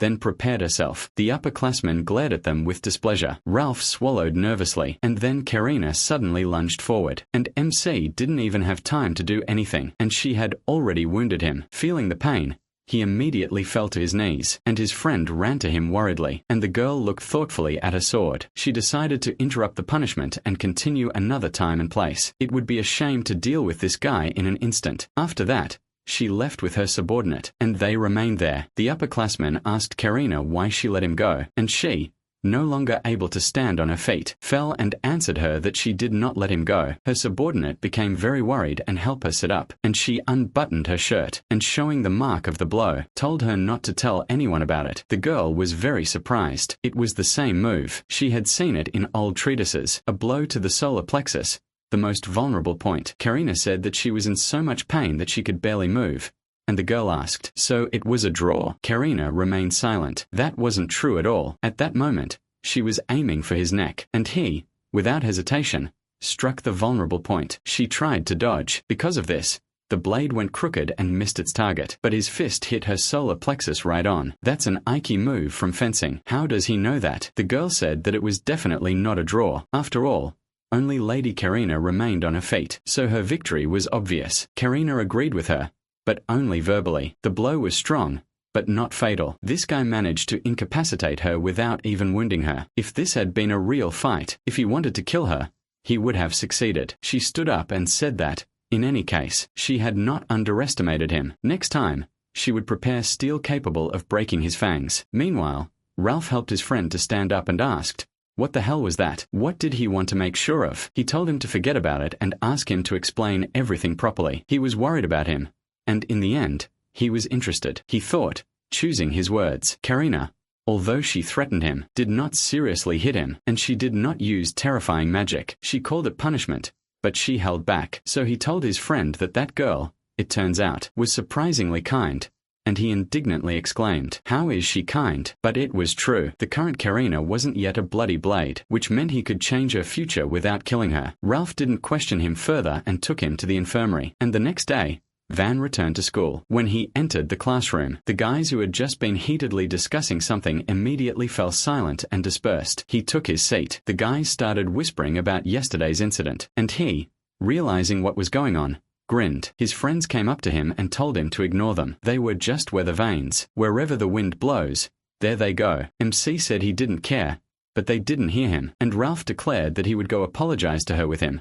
And Fork added, and he would ask his father to put in a good word with the Ludia family. Van smiled. They were very caring guys. He wouldn't have thought so the first time he met them. They turned away from him, embarrassed, asking him to stop, and he declared he appreciated their concern, but he would deal with Karina himself. His friends were still very worried, and he thought, to prevent tragedy, he must face her right now. He asked, "Are the 5 just keeping order right? There's no need to be so afraid of them?" His friends asked if he even understood the situation he was in. Their conversation was interrupted by Helena entering the classroom. She called Van over for a talk. Seeing her, everyone was very surprised, and MC asked what was going on. The lesson would start soon. Helena told him she needed to talk to him, but it wouldn't be long. He didn't refuse, and followed her, shocking the other students, and confirming that he really did know her, and that he was talking to her so frivolously. Who was he anyway? They went into the garden to talk, and settled in the gazebo. Helena told him about the 5 crowns deciding to test his strength, and he noted that such things should be worn up front. She apologized to him. She hadn't thought Karina would act so quickly. She is the heiress of the Ludia family, which stands at the pinnacle of swordsmanship. Van touched his chin in confusion, and remarked that having such skill at her age was quite impressive.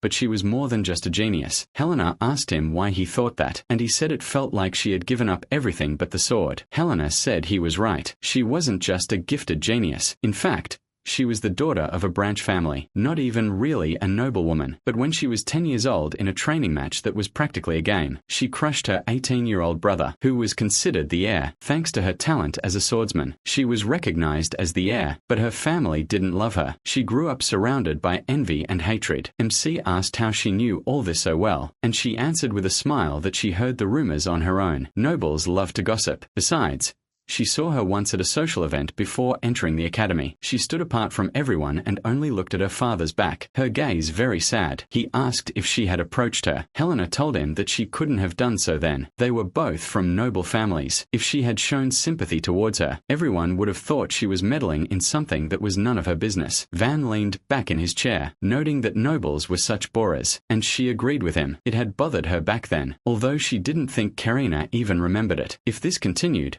she would lose her way one day. MC thought for a moment, and then, with a grim expression, asked what she would do if that happened. She confidently answered him that she would want to stop her. The fact that she had looked away back then still haunted her. Now Van understood everything. As a mage, Helena was no inferior to the heroes from his past life, but he didn't know her name. It all seemed strange to him. Most likely, she had tried to stop Karina at the cost of her own life and ended up dying. She had no chance to become famous. Helena said that even though she had told him all this, he shouldn't expect pity. Her talent for fencing is real. If he makes a mistake, she really can kill him. He smirked and told her that he understands everything. After this conversation, he is even more motivated. He will end her regrets. In a past life, no one could stop Karina, but now everything is different. He will break her distorted beliefs and stop her. Helena was surprised by his confident statement and said, "It is nice to hear such words." Maybe she even expected him to say it. But does he have a plan against her fencing? It is too late to ask,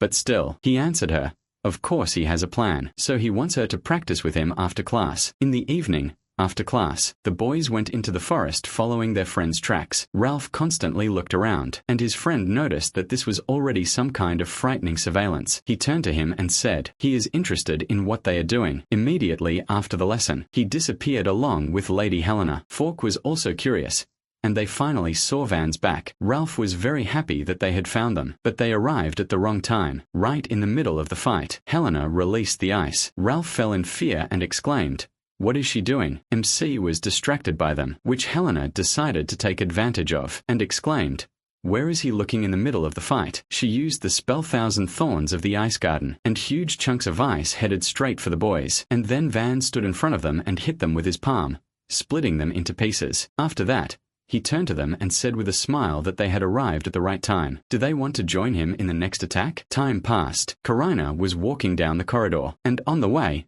she met the prince. She raised her eyebrows in displeasure, inquiring what he wanted from her, and he asked, he doesn't want to rush her, but when will she finally get around to that Golda? She curtsied, telling him she could do it right away. What she had requested from the estate had finally arrived. Her subordinate followed her down the corridor, dragging a huge, heavy chest. She asked Lady Karina where she should take it, and she ordered her to take it to her room. But to be careful, the prince was surprised. He had heard of such things, but he had never seen them before. She asked him if this wasn't too much for gold alone, to which he replied, she, who lived for the blade, couldn't come up with a better scenario. Soon, a notice was posted for everyone to see. One of the 5, Karina Lutia, was challenging first-year Van Cole to a duel as punishment for a breach of discipline, and very soon, everyone had gathered on the large training ground of the Royal Academy, known as the White Ring. This is the place for formal duels between students and special trials, a sacred arena. Standing below, MC was warming up, and the 5 crowns and his friends, along with Helena, were in the spectator seats. Ralph looked around and noticed that there were a lot of people here, but the atmosphere was somehow oppressive. Fork remarked, no one expects this to be a fair duel. His friend didn't understand what he meant, and Helena said that it wouldn't be a duel, but an execution. A fight between one of the 5 and Golda would end in a one-sided beating. That's what everyone thought. Ralph folded his arms and thoughtfully noted, from a common-sense perspective, it's possible, but they know the truth. Fork smirked and said, Van isn't someone to whom normal standards apply. Helena glanced at the prince, standing on the very top floor, and said, looks like that guy over there thinks the same. Heinz waited for the fight to begin. His brother noticed him and wondered why he even came to watch this. Noticing his gaze, Heinz smiled sweetly and he immediately looked away with irritation. And finally, it was time for the duel. The gate swung open and everyone began to wait for Karina, dragging a huge chest behind her. She entered the arena and Helena exclaimed in surprise, did she seriously bring this thing? Karina stopped. Judging by Van's look, he was also very surprised. After that, the girl sharply waved her hand, lifting the chest and pulling the chains off it. MC, although nervous, held himself confidently and asked, is this for him instead of a shield? Is she that caring? She ordered him to stop clowning around. This shield of blades is too good for someone like him. The chest swung open and several dozen swords flew out, which made Van even more uneasy. Meanwhile, Helena told his friends that this was a shield of blades, a mobile arsenal and heirloom of the Lutia family. Fork exclaimed indignantly, what's going on in the head of this 5 crowns? At this point, Karina drew her sword and pointed it at Van, saying, she'll make him regret ever setting foot in this academy. He smirked and told her not to cry later. He'd smash her precious toy to pieces. She didn't attack first and he asked, why is she standing? She was waiting for the go-ahead, having told him that it had already begun. She rushed to attack and he met her halfway. He ducked, accelerated sharply and was next to her in an instant, then punched her, but she managed to block it just barely. The impact made a loud sound and the students were surprised how this guy got next to her so quickly. And Fork frowned, noting, no matter how much he looked at it, it was downright magic.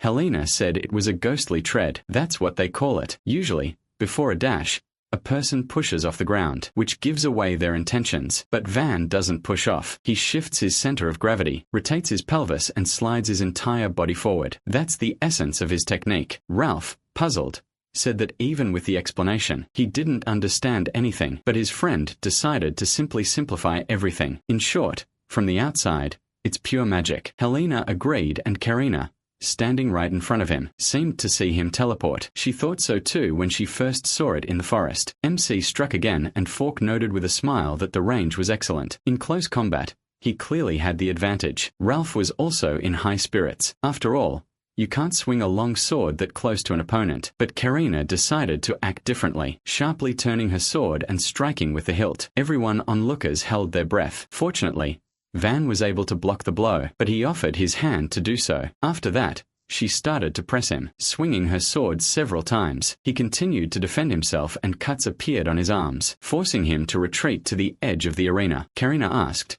Did he really think she couldn't do anything up close? MC grinned. It was a half-sword technique. Ralph was surprised by this and said, long swords have an unsharpened area called the choil. What is half-sword technique? It's a close-range fighting technique where one hand is placed on the choil. He'd heard it was useful in war, but noble ladies didn't learn it. Fork noted that the rumors about her being the next holy sword weren't entirely false. However, Helena wasn't the one who thought it was a bad idea against Van. He immediately approached her, struck her with a blow, which she blocked with her blade, and then followed with many more blows. She missed one of them and clicked her tongue in annoyance, and then he enthusiastically pounced on her, exclaiming, "He's only just begun." Now he was attacking and she was defending herself. Leonius asked what she was doing. She was just taking hits. Karina's friend explained to him that it is extremely difficult for them, magical swordsmen, to evade this without magic. That's why Van's blows, which don't contain the slightest bit of magic, are invisible to them. But Karina didn't care because a simple physical blow couldn't penetrate her defense, or so she thought until one moment. Her magical defense suddenly dropped, and she nervously grabbed her head and asked, "What did he do?" He smirked and asked in response, "Who knows? Maybe her magic control is poor." She glared at him, but it was actually Kudo, an empty hall. Using wind pressure from a palm strike could damage the immersion channels inside the ear. Karina was in no hurry to attack. The students were surprised that some Golda was pressing her, and the prince called out to her and indignantly asked, "What is she doing? Is she a noblewoman or what?" Heinz watched the fight with a calm expression. He saw that Karina was stunned, and the MC decided to end the fight, and her subordinate called out to her worriedly. As soon as he took off, Karina smirked. It was her trap. Immediately after that, a magic circle appeared in the sky. Lightning struck the arena and her sword shattered, and at the point of impact, the entire floor around her crumbled. All the students were shocked, as was Van. She simply lowered the sword, infusing it with magic, and that's all. The blow didn't even hit him, but sent shivers down his spine. Karina threw the broken sword aside and said, "This is why holy swords have needed special hilts since time immemorial." She took out a new sword and said, "This is a Himmelsters, the blade of heavenly fall. As he can see, there's one drawback. A normal sword can't withstand it." The prince grinned, realizing that she had just been toying with him until now, and the girl said, if he had missed such a blow, he would have been collected all over the arena. MC advised his opponent to be more careful with a weapon, and she said with a smirk that she would take this into account. The next blow would decide everything. She imbued the sword with magic, causing several circles to appear, and one of the students asked worriedly, was she seriously planning to kill him? His friend chuckled and told him that he had gone against the nobility, so it was only natural. But Ralph was very worried about his friend, because if he was hit, he would really die. Fork was also nervous, but told him not to worry. The main thing was to not get hit, which was possible with his ghostly step. Helena was doubtful. His attacks were effective. It was true, but they weren't enough to knock Karina down with one blow. Meanwhile, her heavenly blade could destroy it with one blow. In other words, Karina could intentionally take his blows just to use her Himmelstert's blade at point-blank range, and even if he dodged at that distance, he would be covered by the shockwave. Fork asked, without magical protection, it was certain death, right? Ralph was even more frightened. He was deeply worried about his friend, and wondered what he would do. Meanwhile, Karina warned her rival one last time, let him acknowledge his place in society, and then she would spare his life. He noticed that she was overly fixated on this place in society, and she answered that it was a given. Magical power is determined by the frequency of the blood. All order in their country is based on this. He grinned and remarked, a typical answer of an aristocrat. She thinks that if she acts like a noble woman, she will truly become one of them. She frowned, paused, and asked what he just said. He mockingly answered her that he knew everything. She was half commoner. After all, was she going out of her way, pretending to be an aristocrat, just so that Daddy would notice her? All these memories played in her head. She stared at him in shock, and then in rage, she spilled all her magic out. Even the audience felt it. Fork wondered what they were talking about, if she was reacting like that, and Helena answered him. It seemed like he was provoking her, wanting her to hit him with all her strength, without any games. Ralph worriedly asked why he was doing this, and his friend had an idea, and asked if he was really going to pull that very thing. Karina always felt like an outsider, infiltrating aristocratic society. Therefore, even though he was Golda, she sympathized with him, so she volunteered to be his examiner. She was going to settle everything without killing him, and he, unaware of her feelings, decided to humiliate her. She clenched her teeth in rage and raised another sword, telling him to come to her. She would kill him as he wished. They walked towards each other. She swung her sword, but something unexpected happened for her. He simply stopped it with his bare hands. All the spectators were shocked. This was just sheer nonsense. Such a move is impossible in a real fight. In reality, you can't stop a falling blade with your palm. But what Van did was synchronize his hand speed with the blade speed as closely as possible, and then began to dampen its momentum from the moment of contact. In that brief instant, while the sword was still descending, he dissipated and absorbed the entire force of the blow. This technique is called zero grip. The fact that he was able to deflect all of Helena's ice spears is also a result of this technique. He smirked and noted that the heavenly blade was a monstrous attack, but even its power was completely suppressed. Karina was indignant. She simply couldn't believe it, and MC took advantage of her confusion to deal her a devastating blow. She was thrown several meters away, hit her back against the army, and fell, blood spurting from her mouth. The students were surprised. They had just seen the princess of 1,000 blades fall to her knees before their eyes. Could this really be the true power of that Golda? The prince gritted his teeth in frustration, and the girl was very worried about her lady. Meanwhile, Van's friends were very happy and told him not to relax and finish her off. He looked at the girl sullenly, and she asked why he didn't deliver the finishing blow. Did he really decide to show her mercy? He answered that it wasn't so. He just wasn't going to beat up an ordinary noble lady. She hadn't given it her all yet, so let her begin. Let her show him the real Karina. She wiped the blood from her lips and furiously told him not to speak as if he knew everything about her. She reached into the arsenal and pulled out of the magic circle the very sword that everyone had heard about but had never seen before. Ralph asked, "Are you serious?" His friend, although not a swordsman, even he had heard of this legendary sword. Helena said it was one of the most famous blades in their country, the symbol of the holy swordsman, the dancing blade, the star ring. It is a flexible spring sword forged from an incredibly thin golden alloy. In MC's past life, it was called the Sword of Carnage, the Blood Chain. Karina pointed the weapon at him and said, "If so, she will show him why she bears the title of the Knight of Order and what she sacrificed to get here." MC's face turned serious. He understood how powerful she was with this sword and said that he would be happy to see it. She swung the sword and exclaimed, "Here it is, her true power. Let him try to reflect it if he can." Her strike raised a hurricane, destroying the entire arena. Fork and Ralph were surprised. "Is this fencing?" Helena told them it is unique magic, a dance of blades. It was a secret technique that even her family didn't know about. She enhanced the blade's flexibility with magic and expanded its attack range to its limit. Van stood still, unhurried, and his opponent said, "The blade dance spares no one who enters its circle. It shreds everything indiscriminately. The wind, even sound." This death zone instantly covered the entire arena. He could admit defeat and flee. She didn't mind. But if he stayed, there wouldn't be a single scrap of him left. He said that she shouldn't have stretched the kill zone so much.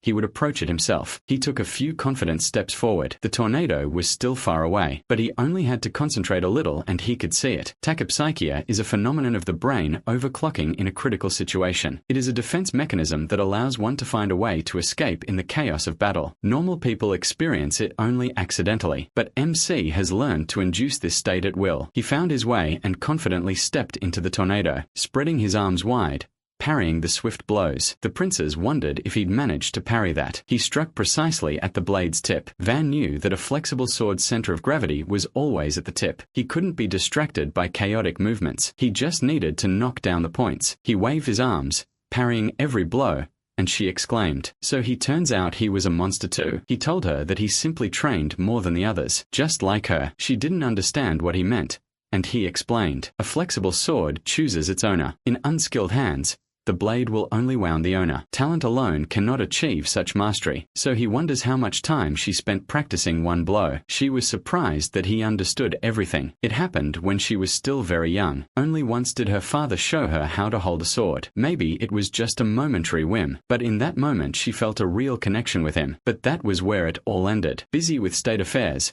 her father did not have time to care for an illegitimate daughter like her, so she decided to perfect her swordsmanship. She thought that if she became stronger than everyone else, then her father would finally acknowledge her. She trained until she sweated blood and became too strong. When she defeated her 17-year-old brother, the disdain in the eyes of those around her finally disappeared, and fear and awe appeared in their place, and even her father no longer looked at her with that warmth. He saw her as a threat. This was only the beginning. For the sake of the family's peace, to accept a legitimate heir and raise a worthy vessel. Rejecting her was the right decision. And then she understood everything. She needed nothing more. She would silence everyone. She would prove her worth with absolute power. This was the only way for her to be accepted in this family. Now she screamed in rage. What could he even know about her? She pointed her sword at him. The wind blades inflicted several wounds on him, but he still dodged the main blow, which greatly surprised everyone else. How did he manage to act so quickly in the midst of such a storm? Karina exclaimed. What the hell is going on? Her blade cuts even the wind. How does he manage to dodge? There's not a drop of magic in him. He continued to stubbornly move forward, parrying every blow. And she screamed. Why is he trying so hard? Her sword was crushing everyone, and here he is without magic. MC just wanted to prevent the uprising. But that's not all. He knows what it's like when you train so desperately to become stronger, and then your power is taken away by villains. He knows this suffering like no one else. Gritting his teeth, he continued walking towards her and said that he hears someone crying. How can he leave this poor thing? She exclaimed indignantly that she is not crying, and he said, he sees everything. Her sword is shedding tears instead of her. Isn't that enough? Why don't you acknowledge me? That's what her sword and she are screaming. Surprise reflected on her face for a moment, and then it was replaced by rage. And she screamed. What does he even know about her? This is all she has. She needs to become stronger than everyone else to make everyone bow their heads. She unleashed a few more blows on him. He blocked most of them, but his body was covered in new cuts. He said she was right. He knew nothing.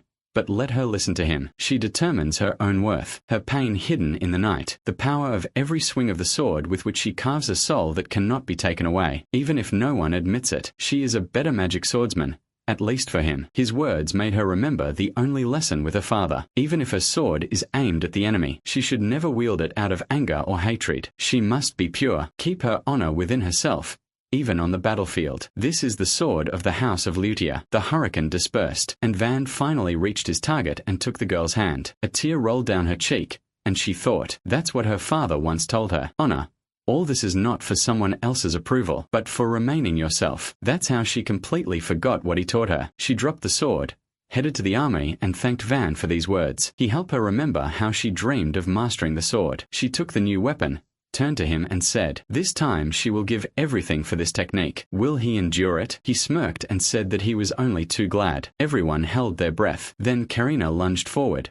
A simple strike from above. And yet it was filigree. This was the only technique her father taught her. MC smiled, glad that he finally learned what she really was, and then struck back. Karina took a second, and Karina fell, and her sword finished the blow and left a deep crack in the wall. It was a complete defeat, but she was not upset. She turned to him with a smile, thanking him for this fight, and he extended his hand to her, saying that he was grateful too. It was simply incredible. The arena remained silent. Everyone was shocked by her defeat. A first year had defeated the fifth crown and Golda to boot. The silence was broken by the first round of applause from the prince, and everyone followed him. To loud, triumphant applause. Karina accepted Van's help and stood up. The next day, everyone went to class as usual and forecast Van if his wounds had healed yet. He smiled and told him that the healer had patched him up pretty well, and Ralph exclaimed that it was simply amazing. He couldn't believe he had defeated her. Fork was very proud of his friend. This battle would go down in Academy history, and MC asked them to stop. It was just a simple duel. Fork immediately grabbed his shoulder and exclaimed, "You call this a simple fight?"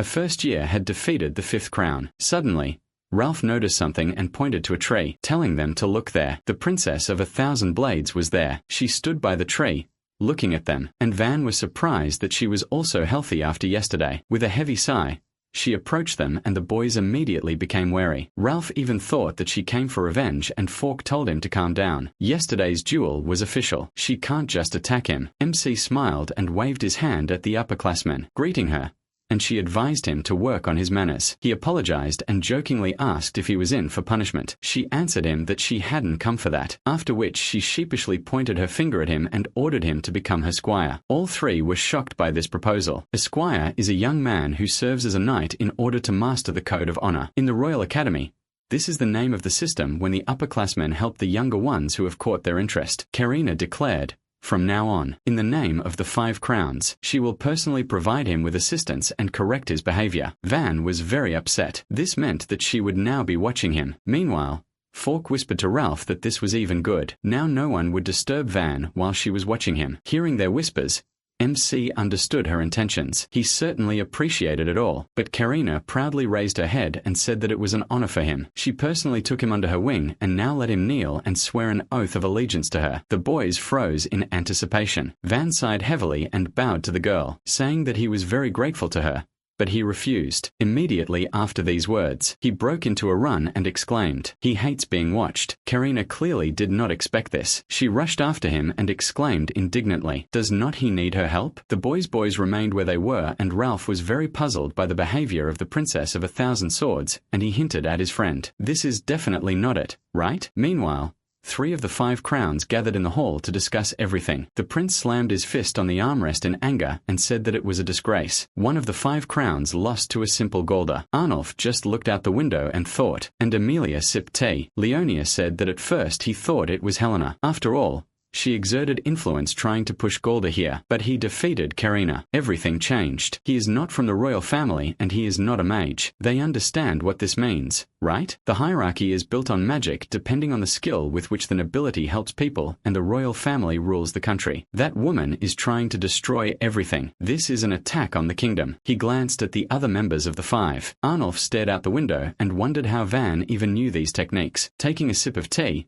Amelia calmly told the prince that there was no reason for that. Van's techniques are no obstacle to them. These are one-on-one duels and they need a force that will protect the people and a hammer that will destroy the enemy. What will he do against a horde of monsters and without magic too? He can only become a mercenary. That's all. He can't replace the nobility after all. The whole country rests on them. The prince calmed down because she was right and he asked if she can inform all the students about this. She answered him that an excellent opportunity for this would soon arise and he clarified. She meant Legion training. Legion training is one of the disciplines at the academy. Students form a group regardless of age and fight magical monsters. Amelia said that the other classmen would handle the organization, so she would take him under her wing and find his weak points. The prince was very pleased with this plan, and at that moment, Heinz entered the hall saying, "This all sounds fun." Leonius was surprised by his presence here, and Amelia calmly greeted him and said, with all due respect, that this hall is only for the 5 crowns. Not even members of the royal family are allowed here. He bowed,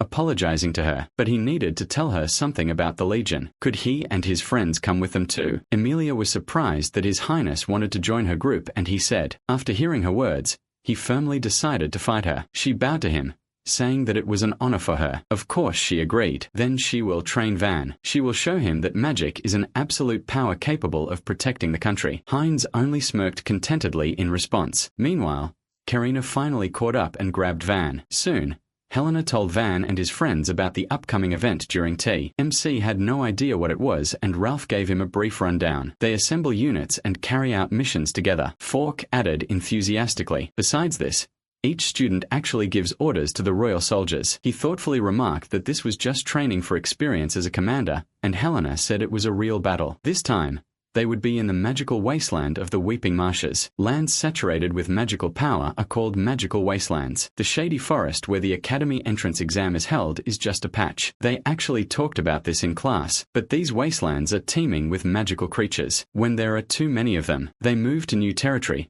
scattering in all directions. Because of this, civilians suffer, so they sometimes exterminate these beasts to prevent a stampede. This is one of the most important tasks of the elite. Van paused and Helena asked if something was wrong. He told her everything was fine and she continued. During training, they assemble units with academy students and the royal soldiers form a single legion. First years become squad leaders and they, the upperclassmen, organize them into companies. Ralph asked if they prove themselves during training. They will be recognized, right? She confirmed this. The 5 crowns achieved major victories right during Legion training. Fork noted that since the operation is conducted at the company level, the commander is very important and Helena agreed. Those nominated by the upperclassmen are appointed to the squads. MC was sure that under such a system, he would end up with nothing, but contrary to his expectations, Helena said with a smile that there were actually a couple of seniors who wanted to choose him. He looked at her in bewilderment and she said that it was good for him. Many upperclassmen respected him. His friends were very proud of him, which is not surprising, since he defeated the Princess of Blades herself. He also defeated Cursed Fang in the entrance exams. Everyone is very curious about his techniques, immense strength and no magic. Van was very surprised. They respect him, a native of Golda. In his past life, He could not even dream of this. Apparently the world is beginning to change step by step, although not everyone likes it. He looked up at the academy. Leonius was watching him from the window. He was very surprised when they met eyes. He wondered if he really noticed his gaze. But how is that possible? Without magic, it is impossible to sense someone else's presence at such a distance. He walked away from the window, arrogantly telling them all to play at being friends while they can. Meanwhile, Helena said, one way or another, they will not hurt him. But given the authority of the 5 crown, she wants to take him with her, as well as his friends. The boys were very happy, but suddenly Karina's voice was heard, ordering them not to rush. They didn't even notice her approach. MC winced, knowing she'd start it all again. Karina pointed her finger at him and exclaimed that she was responsible for her squire. She would be the one giving him orders. He jumped up from the table and exclaimed that he'd turned her down, and Helena laughed, noting that it was all so interesting. She didn't mind. Van indignantly asked her not to decide for him, and a couple of days later, they went to the notice board, where the lists had already been posted. A crowd had gathered, and making his way through the crowd, Fork told Van that if the cool seniors chose him, it would be a great honor. Well, it doesn't concern them. Everyone here is so serious. MC said he wasn't there. His friends turned to him in bewilderment, asking what was wrong, and he confusedly told them that he wasn't on Helena's team. Ralph began searching for his name on the Thousand Blades Princesses company roster, but Van had already found himself in the 5th company with Amelia Rosenwald. Ralph was greatly surprised, and Fork noticed another familiar name on the list, Heinz Ferrania. MC was a little taken aback by this development, but suddenly someone touched his back, and he immediately turned to see Heinz waving at him, along with Amelia. The prince extended his hand, saying they hadn't seen each other in a while, and invited him to work hard as a team. Van looked down, still remembering how he had acted in his past life, and ignored the gesture. The prince withdrew his hand with an awkward smile, and Amelia asked, so he was Van Colgar. She introduced herself, saying she was one of the 5 crowns in his commander, and he bowed to her, apologizing for the late greeting. She told him it was fine. She didn't like all this formality. However, she would immediately tell him to know his place as Golda, and follow her instructions. Her chilling tone made him uneasy, and Helena immediately called out to her, asking if she thought that was a bit rude. She replied that it was still kind. If weaklings come forward, they will put themselves and the entire team at risk. On the battlefield, everyone must know their tasks and fulfill them, and Golda's role without magic is scout and sentry. MC was stunned. He didn't hear any contempt or malice in her words. She simply sincerely believed in what she was saying. People like that are nothing but trouble. He told her that she was right when she said that one must fulfill one's role. That's why he entered the academy. Helena told him that casting spells isn't the only principle of magic. If he can suppress a mage without spells, he will definitely deserve to become a knight. Recalling these words, he told Amelia that he had come to show Golda what he could do without magic. She would see for herself whether he was a burden or not. She looked him up and down, paused, and turned away, saying goodbye. She, at the very least, acknowledged his strength of spirit. Heinz also decided to leave, and, as a parting word, told Van not to worry. He was sure he would be able to demonstrate his abilities. He followed Amelia, and Karina asked if the prince had orchestrated this. Helena confidently said that they had used connections to influence the distribution of teams. She hadn't thought things would go this far. MC was nervous. Things were only getting more complicated, and this mission was already dangerous. He had already heard about magical monsters in the Weeping Marshes. One day, the royal army encountered a new kind of magical creature, and almost all the soldiers died. The monster caused a stampede and nearly destroyed everything around it. Many became heroes in that battle, and in the end, the monster was stopped, but the royal lands were reduced to ashes, and then a civil war began. His friends approached him, worriedly asking if he was okay, and he told them everything was fine. He was just thinking. The boys started discussing it, and he thought, if a new kind of monster appears again this time, they will definitely suffer, and that can't be allowed. He wanted to go with Helena or Karina, but now things were even more complicated. He glanced at them. Karina noticed it, and with a satisfied smirk, she told Helena that he had just looked at her. He clearly wanted to be with her. She only smiled awkwardly in response, and he thought, perhaps she had decided to make him look like a nobody on the battlefield. But the real danger was different. This operation clearly would not end quietly. Soon, it was time to set off, and all the squads, their captains, and Commander Amelia herself gathered together. Before setting off, She told them they would be ahead of everyone else and would be heading to the Weeping Marsh. She wanted each of them to show their pride as members of the elite and their determination as soldiers. They unanimously confirmed that the task was clear to them and prepared themselves. The soldiers in Heinz's squad were excited. After all, they were commanded by His Highness himself. If they succeeded, they would bring glory to their homeland. Van glanced at them and thought that the royal soldiers were already energized. But not all of them. The soldiers and his team were very unhappy with the current situation. One of them whispered to his comrade, "Why their leader, Golda? He doesn't even have a weapon or magic. Are they cannon fodder?" Irritation immediately flared inside MC. After all, they weren't shy about saying all this out loud.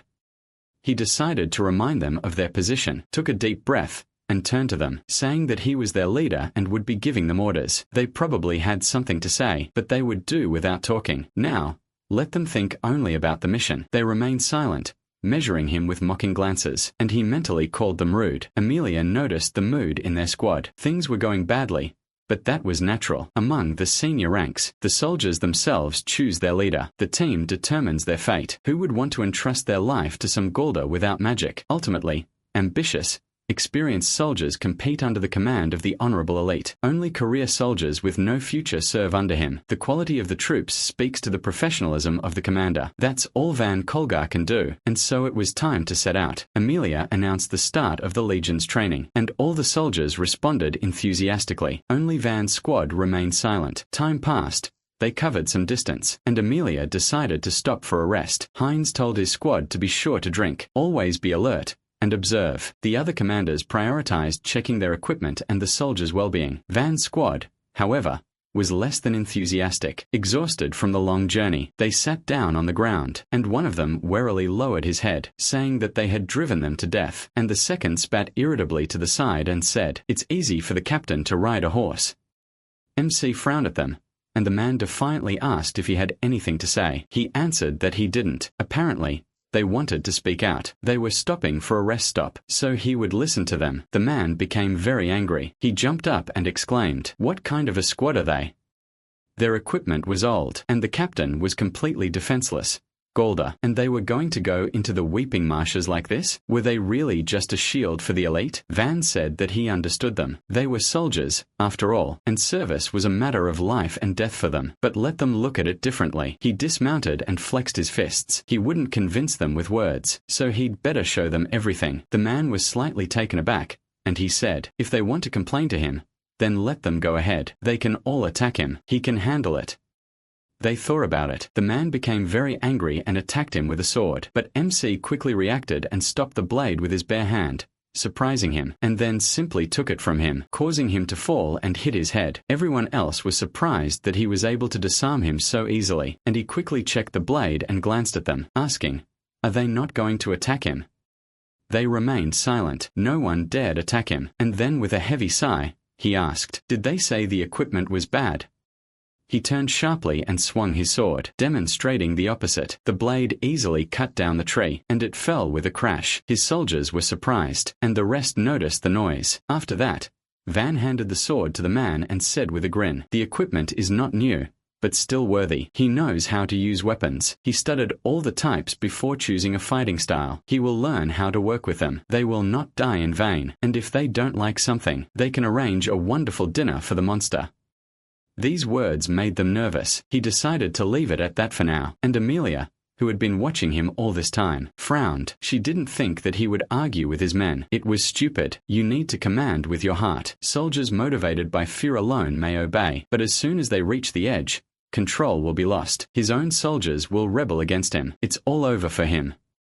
Soon night fell. Having advanced even further, they set up camp in the forest in front of the weeping swamps. Everyone was busy with their own affairs. Amelia was strategizing. Heinz was just reading books, and MC was missing somewhere. His squad was sitting by the fire and scraping together a few scraps of bread. One of them wondered where he had disappeared to, and the guys answered, "Who knows? He's not in the tent. Maybe he abandoned them? They're not worthy, after all."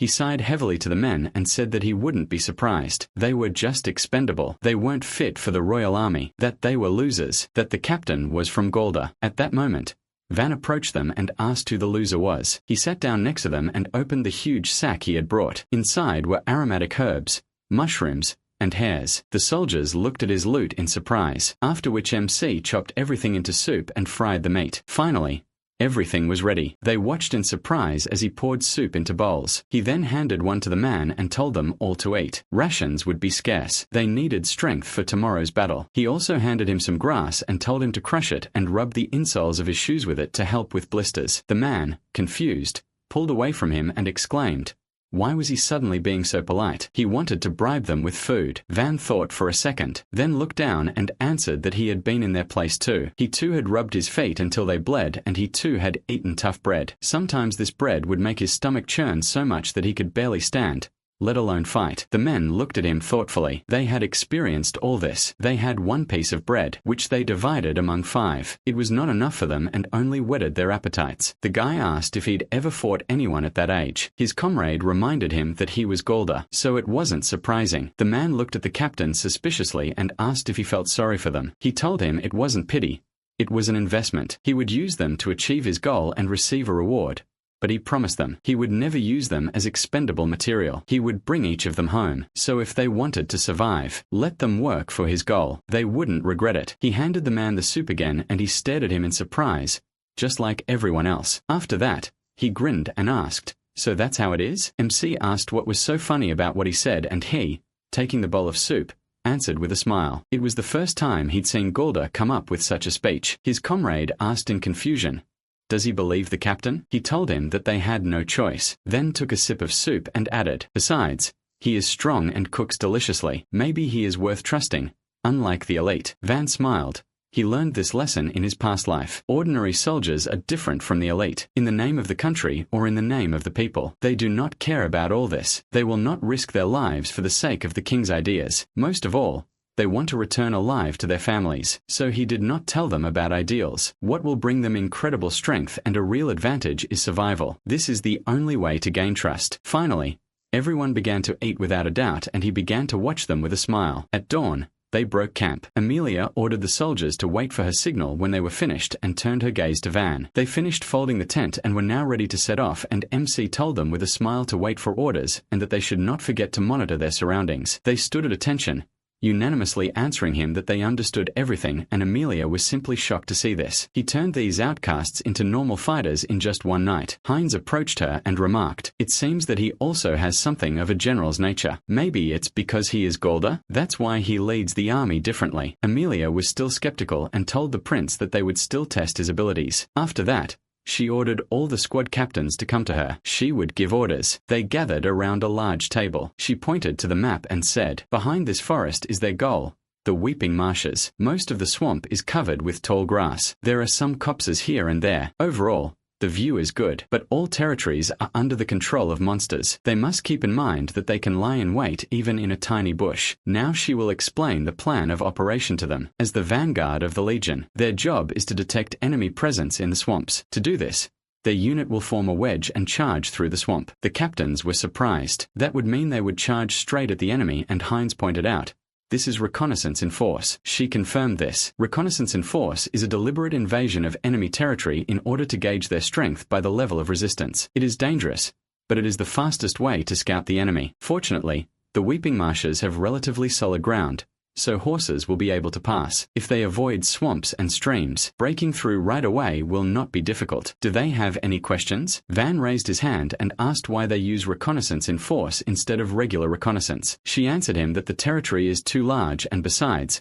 monsters could be hiding there. Cautious reconnaissance would not help them count the total number of monsters. Therefore, they will deliberately invade the enemy and catch them off guard and observe their reaction. That way, they'll gather reliable information without wasting time. That's the essence of reconnaissance in force. The other commanders were delighted with her line of thought. It was bold, but it made sense. As expected of the heir to the Rodenwald family, she reminded them that they too were heirs to the royal elite. Praise was unnecessary. They didn't simply have to obey. Let them share their opinions. They train here too, so they don't have to worry or hold back. The captains were silent. Only MC voiced his opinion. Instead of a reconnaissance mission, it would be better to send a small group of scouts. Heinz became interested and explained his decision to them. Judging by the map, they would be immediately visible in the swaps. If they all went, they wouldn't have time. The monsters would notice them immediately. Amelia confirmed this.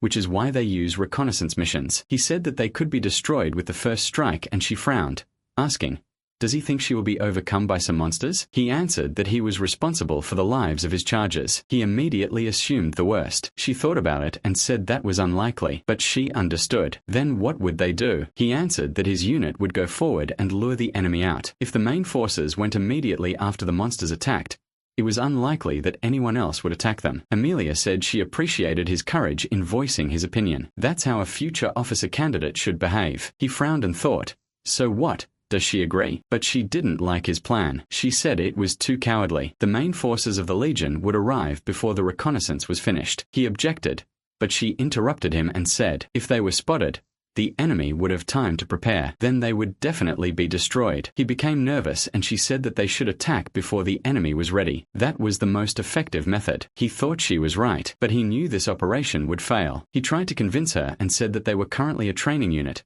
their ability to respond to a threat. She didn't let him finish and asked, what kind of threat? The number of enemies or traps? She needed proof. He clicked his tongue in frustration, not knowing what to tell her. He hadn't thought this through. In his past life, he'd been a simple mercenary, far from the western border then. Besides, the information about the monsters in the Weeping Marshes had been sealed and erased from official records by the Royal Army. Apparently Heinz knew, but he would never have gotten involved in something like that. When he didn't hear an answer, Amelia said that unfounded worries were called cowardice. They only undermined the soldier's confidence. He wanted to object, but then she raised her voice and ordered him to stop. She was listening to their suggestions, but if he continued, she would consider it insubordination. He fell silent and she announced the start of reconnaissance in force. She would lead the company and all units should prepare. She turned to Van and said that since he wanted to be safe so much, his unit would be at the very end. It would be better that way. He cursed silently. Insubordination was punishable even for academy students. At best expulsion, at worst prison. The other commanders dispersed. They understood that Galder was excellent at reconnaissance and what he was about to do, but he was too brazen. Being empty-handed in the rear would not get him any recognition. MC became nervous and began frantically thinking about what to do. He had to do something even in the rear. No, he needed to do something that could only be done in the rear. After that, they went on reconnaissance and ran out onto the field. As Amelia said, she leading all the squads. Monsters, Nox Fang, ran out to meet them. These are small monsters that live in the swamps. They are not very strong, but their fangs contain magical poison. A soldier told Amelia that there was a pack of monsters ahead. Will they retreat? She refused. They will run through the weakest. She used magic and wind began to accumulate at the tip of her weapon, and then she used her storm spear and all the monsters were scattered by a gust of wind. One of the commanders smiled, seeing the Rodenwald family's magic in action, and ordered his soldiers to follow Amelia. He shot down several monsters with fire arrows and the soldiers were also impressed by their abilities. This was expected of academy students. At this rate,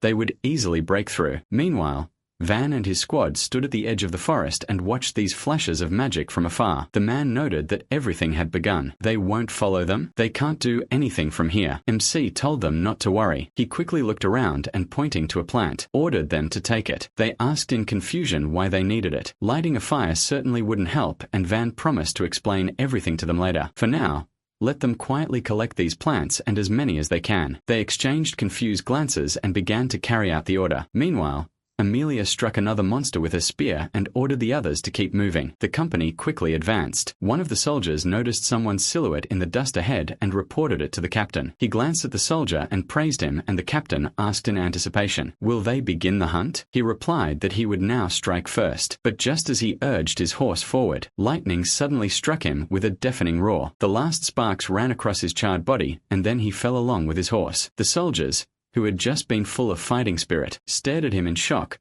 wondering what had happened. Amelia turned, looking for the monster that had done this. Right now, a huge beetle surrounded by lightning was heading towards them. The soldiers panicked and exclaimed, "What the hell is this? Could that gust of wind have been caused by this?" Heinz immediately realized what kind of monster it was. A thunderbug. One of the captains exclaimed that it couldn't be. Where did that come from? It's a high-class monster. This monster is usually found only in the northern mountain range. It's considered a natural disaster and it takes an entire army to defeat it. The thunderbug prepared to attack again. The captain ordered his squad to retreat and then lightning struck him and he fell just like the first guy. Amelia became nervous. Lightning hits its target immediately. They can't defend against it, even with magic. The soldiers were terrified and turned to the company commander to retreat, and she thought things were bad. They were panicking. Heinz ordered everyone to calm down, and they immediately fell silent. He dismounted and warned them. If they tried to escape, they would be killed on the spot. Let them spread out and duck. The beetle must not see them. They must wait for the right moment and attack. Amelia thanked him for his help, and he asked what they would do next. To be honest, at this distance, even he couldn't pierce the thunder beetle's shell. She told him that neither could she. At this distance, the monster had everything under control. They needed to get closer to it. She would go alone and kill it. The soldier became worried because if she attacked directly, the lightning would strike her. She told him not to underestimate the Rodenwald cavalry. It could withstand a couple of blows, and they should reform and protect the rear with His Highness. They understood her order, and she urged her horse forward, telling them to show how proud they were to be the king's soldiers. She prepared herself and thought that, judging by the previous lightning, the monster attacked every 5 seconds. At full speed, it could only strike once. If she holds out, it won't be able to reach her. Running closer to the beetle, she was about to use the storm spear, but suddenly something stopped the horse. Vines entangled its legs and Amelia jerked. She saw it. It turned out the monster had wrapped the vines around the foot of the mountain. There were also monsters nearby. They bit into the horse's legs, and she got scared and reared up, and Amelia nervously asked it to calm down. After that,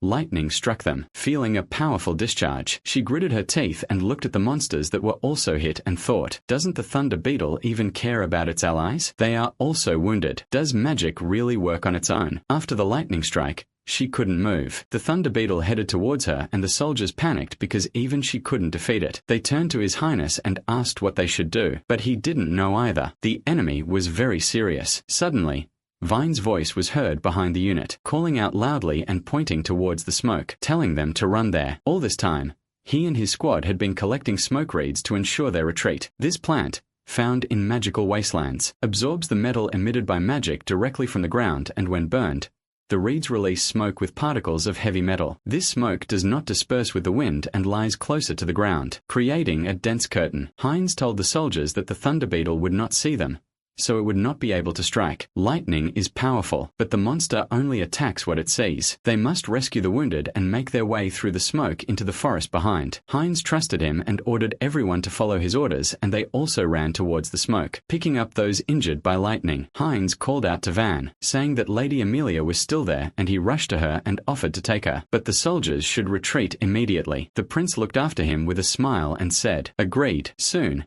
everyone had taken refuge in the forest, and the soldiers watched anxiously as Amelia's wounds were bandaged. Van, who had just returned from reconnaissance, approached them. Heinz praised him and asked about the situation, to which he replied, "A whole horde of monsters are wandering near the forest. They are surrounded." The soldiers asked if they would be able to get out, and he told them that as soon as they leave the forest, they will find themselves in the open. Then lightning will destroy everyone. Heinz noted that they cannot sit here forever. MC agreed with him, and as soon as night falls, the monsters will begin to hunt. The prince noted with puzzlement, "The wounded are getting worse. They need to regroup and take them to a doctor as soon as possible. The only luck is that they are still alive." He's grateful to him. He showed them the escape route. Van said that they must not die, and the prince became serious. That is why they must destroy that thunder beetle. He agreed with it. It is at the head of all the beasts, and then he realized something. Why is the prince not at all surprised? Seeing his wide eyes, Heinz asked what was wrong. MC gave him a suspicious glance and silently told himself not to fall for that expression. He'd once made the mistake of thinking he could be relied upon. No matter how hopeless their situation seemed, they could always find a way out. But the real Heinz, his worst enemy, had taken everything from him. Amelia suddenly declared that she would kill it. This was all because of her. She ignored Van's warning and put the company in danger. There was no excuse. She knelt before Van, begging for his apology, which surprised everyone, and declared that she would try to fulfill her duties as a commander, and to do so, she would borrow his horse. He asked what she would do, and she confidently answered that she would break into the encirclement and act as bait while they escaped with the wounded. The soldiers were against this decision, as was Heinz. It would mean certain death. She told them that this way, she would take responsibility. She turned to Van and His Highness, saying that she was counting on them to look after the soldiers. After some thought, MC said that he would lend her a horse, but if she died, that would be the end of it. He was against it. It was a terribly boring plan. She stared at him in bewilderment, and he said that they would all return home. To do this, They needed to kill the thunder beetle and he had just the right plan. She looked at him in surprise, as did the soldiers. Everyone was now thinking about only one thing. No one would die. Was that even possible? Heinz remarked that it sounded very interesting, and what kind of plan was that? Everyone looked at him eagerly. Van glanced at the prince, then cleared his throat and said, "They will begin the operation right after sunset. That's when the monsters will begin to advance. They must make it before then." Amelia asked why exactly that time. Better before sunset.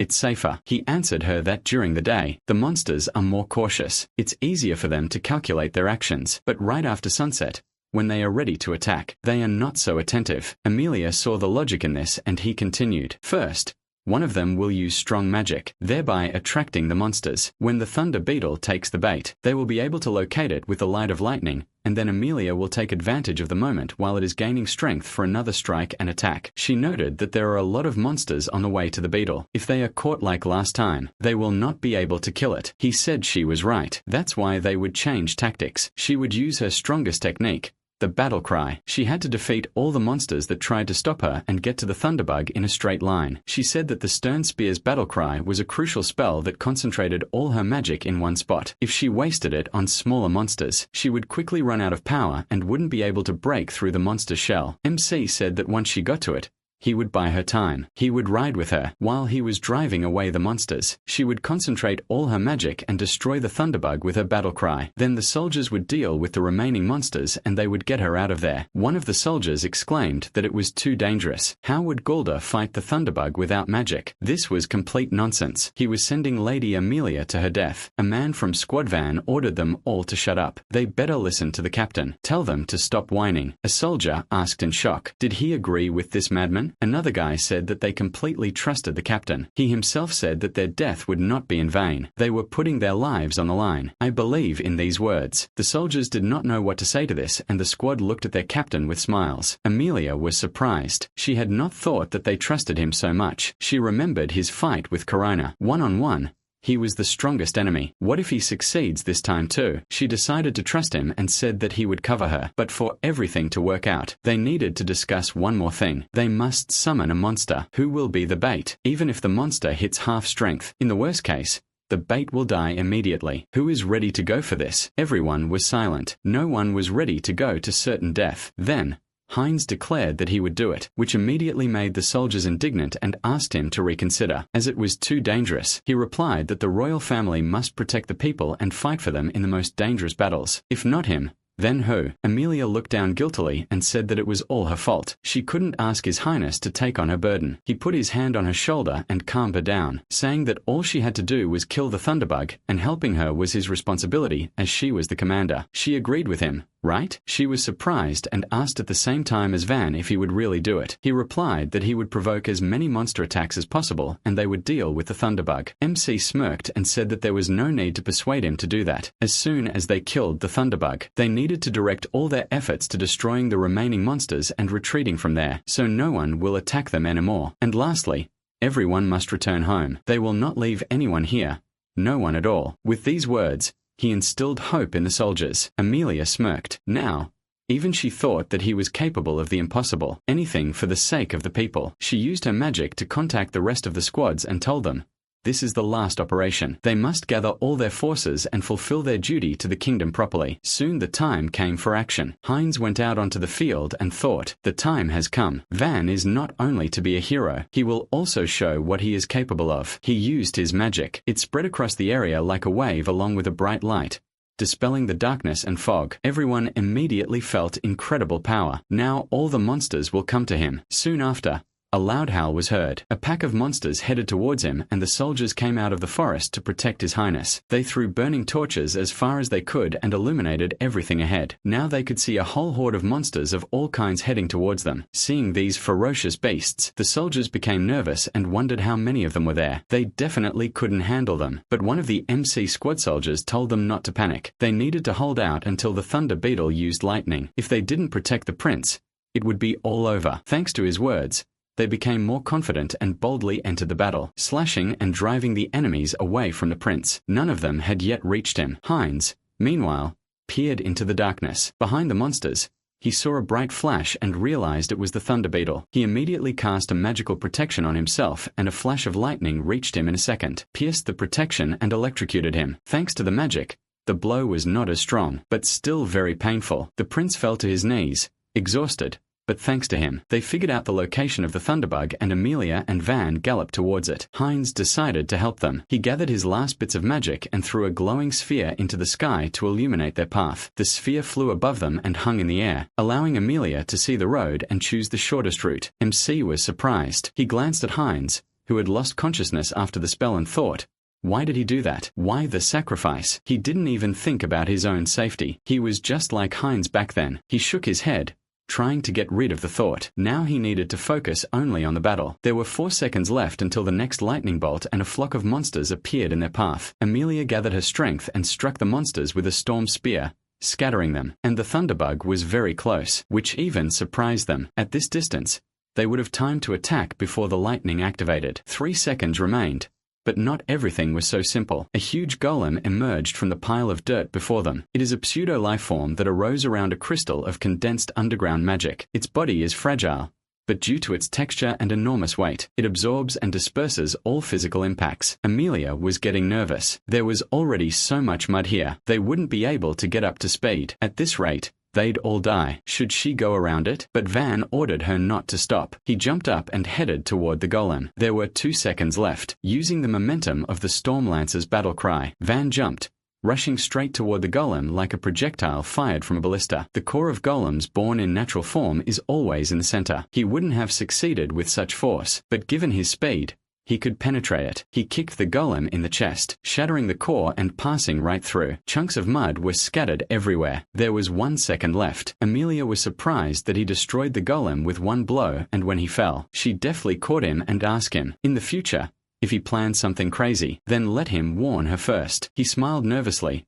telling her that he knew she would catch him. They ran toward the thunderbug, but there was no time left, and it had already begun to gather lightning. The bug's eyes flashed, and Amelia realized that the monster was about to strike. But now it was Van's turn. He rushed straight toward the monster, but it flew higher, and he realized that its target was Amelia. He shouted that he wouldn't let it do that, and Amelia called out to him worriedly. MC isn't just trying to block the line of fire. He's using an anti-monster move, a battering ram. He turned his head toward the ground and kicked the monster in the head, causing the lightning to strike in the other direction. This move uses the calf muscles, quadriceps, and gluteus maximus. It's a kick that harnesses the power of the body's 3 largest muscle groups and directs it forward. It wouldn't be enough to penetrate the beetle's thick shell, but the monster now understood that Van was a threat that needed to be eliminated, and no longer aimed at Amelia. The thunderbug waved its legs, trying to hit him, and he thought that the monster was fast, but it was nothing compared to Karina's dance. Using the beetle's legs as a support, he jumped up and swung his arm sharply, parrying the blows, so he was level with the monster's head and rushed into a furious attack. He gathered his strength in his fist and delivered multiple blows to the monster's head, finishing with an elbow. After that, he increased the distance between them. The thunderbug remained in place and only growled, and MC thought, it doesn't look like it's hurt, but that doesn't matter. The main thing is not to let it regain its strength. The beetle launched its legs at him. He dodged each blow and continued to distract it. Meanwhile, Amelia gathered magic for a strike and watched this guy's movements in amazement. How could someone who didn't have magic fight like that? She remembered how her father trained her. Having lost her strength, she fell to her knees, and her father firmly ordered her to get up. The great power that they, noble people, possess is created to protect those who do not have this power. And when she thinks about the responsibility that lies on her shoulders, let her never let go of the weapon, no matter what. It is the pride of their family. Therefore, let her get up immediately. She gritted her teeth, took the spear and stood up, asking her father to say it again. She had never doubted this thought in her life, but now Van, the one who does not possess that very power, is protecting her. Was she wrong? Was this pride really just arrogance and overconfidence? So, it turns out, you don't have to master magic to be a worthy person. She nervously clenched her teeth, looked confidently at the monster, and thought that Prince Heinz and Van had given her one last chance. With this blow, she had to destroy this monster. At this time, MC delivered a few more blows. The monster made a kind of wheezing sound, and he wondered if it really worked. He decided to strike again. He approached, and at that moment, a huge, sharp stinger emerged from the beetle's abdomen and pierced his body. No one expected this. The links of the thunder beetle's tail can move individually, resembling the strike of a whip. The speed of the tail tip exceeded the reflexes of Van, who had specially trained for close combat. Amelia was very worried about him, but she had already regained her strength and so she was ready to help him. But the thunderbug was in no hurry to let go of Van. It waved its tail to hide behind his body, and now Amelia couldn't attack. She looked at the monster with surprise and a hint of horror, not believing what she had just witnessed. The thunderbug works in a team with other monsters, accustoming the enemy to close combat and suddenly striking with its tail. And now it uses Van as a shield? This monster can think through tactics. She has never seen such a thing. Sparks began to gather around the bug. Amelia didn't know what to do. If the bug struck with lightning again, they would be unable to resist. But if she threw a spear, she would hit Van. She faced a difficult choice. MC understood this and told her it was okay. Let her act. Only then will they win. She objected because then he would die, and he told her not to doubt. They no longer had time. He smiled and told her to act as a commander should. She was surprised to see his gaze. This wasn't a reckless desire to die, but a firm determination and unwavering faith in victory. She lowered her head and closed her eyes, replaying all his actions so far in her mind. He was right. This man was turning her worldview upside down again and again, so this time she would trust him completely. She gathered her strength and urged her horse forward, then gathered all the power of the thunder spear and took aim. The man waited for this, grabbed the beetle by the tail and decided to use the combined trajectory reversal technique. The thunder beetle's tail consists of freely moving links, but he used the reversal technique on the tip of this one's tail, causing the monster to snap. The range of motion of the first joint of the tail was exhausted and a loss of control occurred. When several axes of rotation coincide in one plane, control of movement becomes impossible. Without using magic, MC found the monster's weak spot. Using this technique,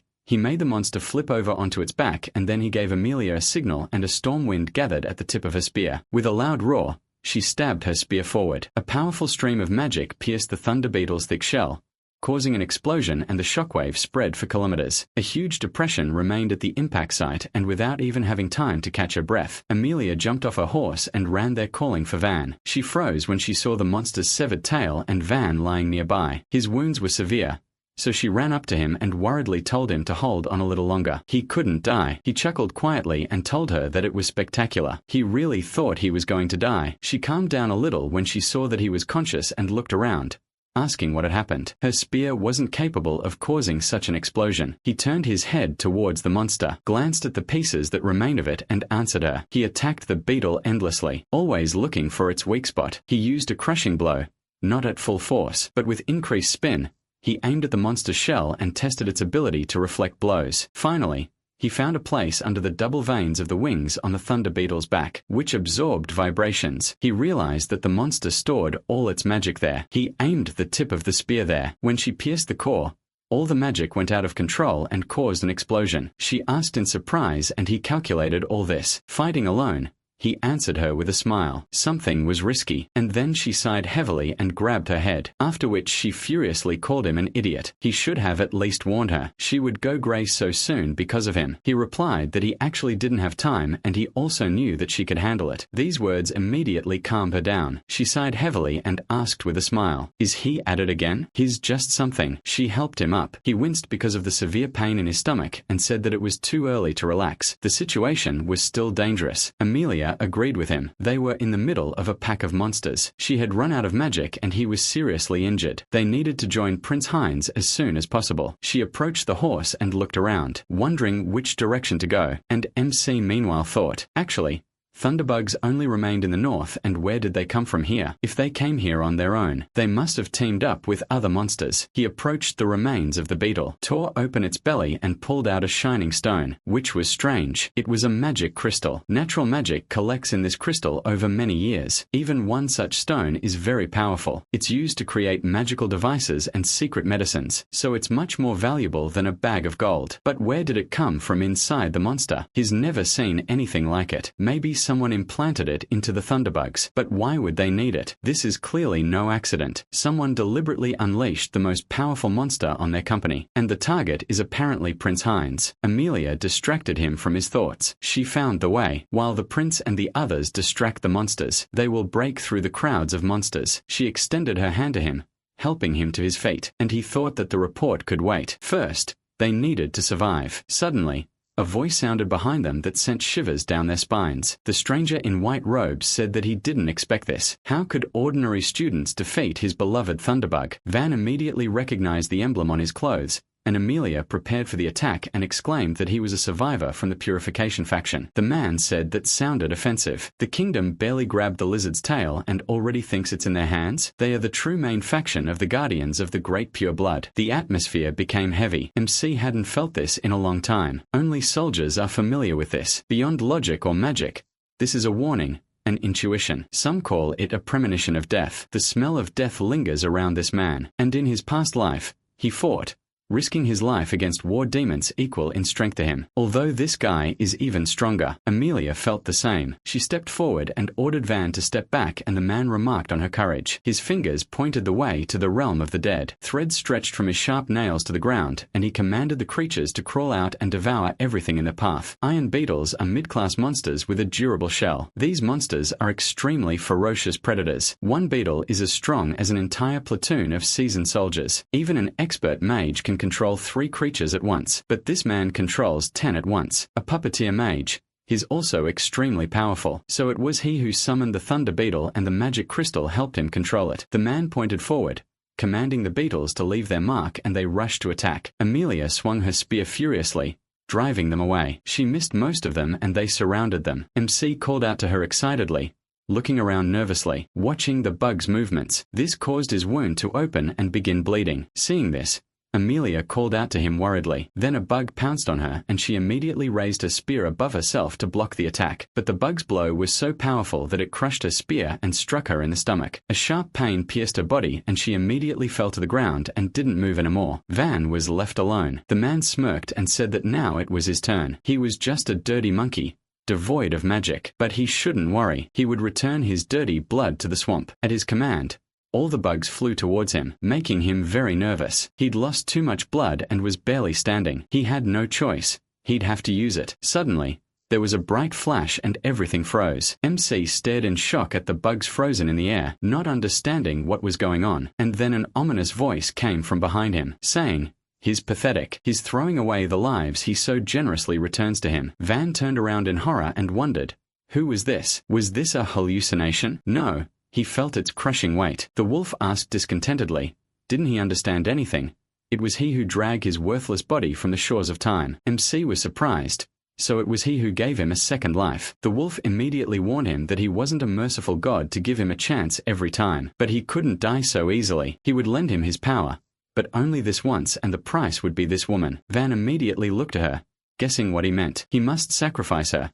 Let him cut her throat and swear to give him her blood. Then these tiny insects will immediately turn to dust. MC looked up at him and told him not to joke with him like that. She is his comrade. The wolf smirked at his naivety and asked why he doubted. She is the child of the ancient ruler who deprived Galda of everything. This is a perfect opportunity to settle old scores. Van remembered how his house burned and frowned, and the wolf said, otherwise they will simply die. Let him think. It will be better if at least he survives. This way he can save the soldiers in the rear. That will be the best option. He looked at Amelia again and firmly refused to the wolf's surprise. She trusted him with her life, forgot about her pride, and agreed to his crazy plan. She tried to protect him from these monsters. He doesn't care what her family is. She is his comrade. He knows better than anyone what it's like to be betrayed by someone you trusted. That's why he will never betray his own. One chance was enough for him, so let him just stand aside and watch him. The wolf measured him with a glance. He remarked that it was quite interesting, so let him show him what he's capable of. After that, his image dissolved and merged back into his body, and time continued its course. The beetles surrounded him, pounced on him at once, and the stranger stepped aside, confident that he was dead. He had already wasted time. Now he had a more important task. He heard some strange sounds, turned around to check what was going on, and saw something he didn't expect at all. MC quickly dealt with those monsters with his bare hands and was now looking at him firmly. The man rubbed his chin in confusion and said, the shells of these beetles are strong as steel. That's why he decided to rip their limbs apart. He's right. Right? But he still thought it was impossible, even if he knew how their bodies worked. A human couldn't do something like that with his bare hands. Van ignored his question and said that he definitely couldn't repeat it. He waved his hand, sending the bugs on the attack again, and MC prepared himself. He crouched, waited for the right moment, and then disappeared from the spot and found himself right next to the monster. He grabbed the bug by the head, tore it off and jumped on another. The man was very surprised. Contrary to his expectations, he repeated the same trick again. At that moment, when time continued to flow, Van whispered something. Fall, heart, break these chains and become a blade of pure instinct that kills only enemies. His words had no magic. It was not a spell. The words cut into him, forcing him to believe in his own strength. By convincing himself of this, MC deliberately turns off the neocortex responsible for rational thinking. This part of the brain receives information and sends it to the brainstem and basal ganglia, which control the survival instinct of movement. Thus, the gap in time created by thought is reset, and the excess of natural painkillers in the brain blocks the pain from muscle tears, thereby removing the fuse that the person uses unconsciously. In this way, he uses his maximum capabilities right up to the point of muscle tears. He uses the secret technique, selflessness. By casting aside his mind, he turns into a killing machine for enemies. But if this technique is used with a body that is not fully physically developed, lifespan at the cellular level will be reduced, so it is a forbidden technique. Van destroyed all the enemies around him and turned to the man. He became nervous. He noticed how his skin darkened and bloody tears were pouring from his eyes. Due to physical overexertion, all his capillaries burst. It's simply incredible that Golda, who does not possess magic,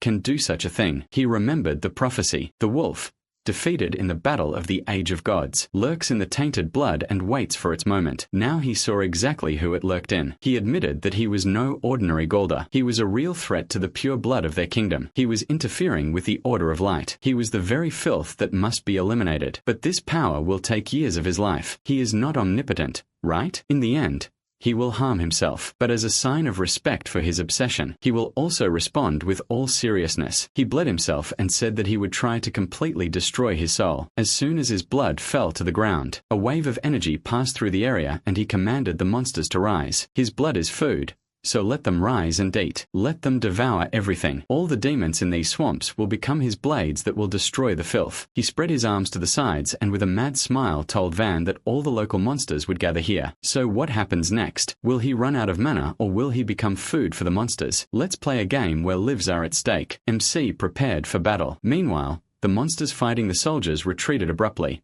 which confused them and even thought they had managed to defeat the Thunderbug. Heinz had already woken up by this time and he knew for sure that the monsters had left for a reason.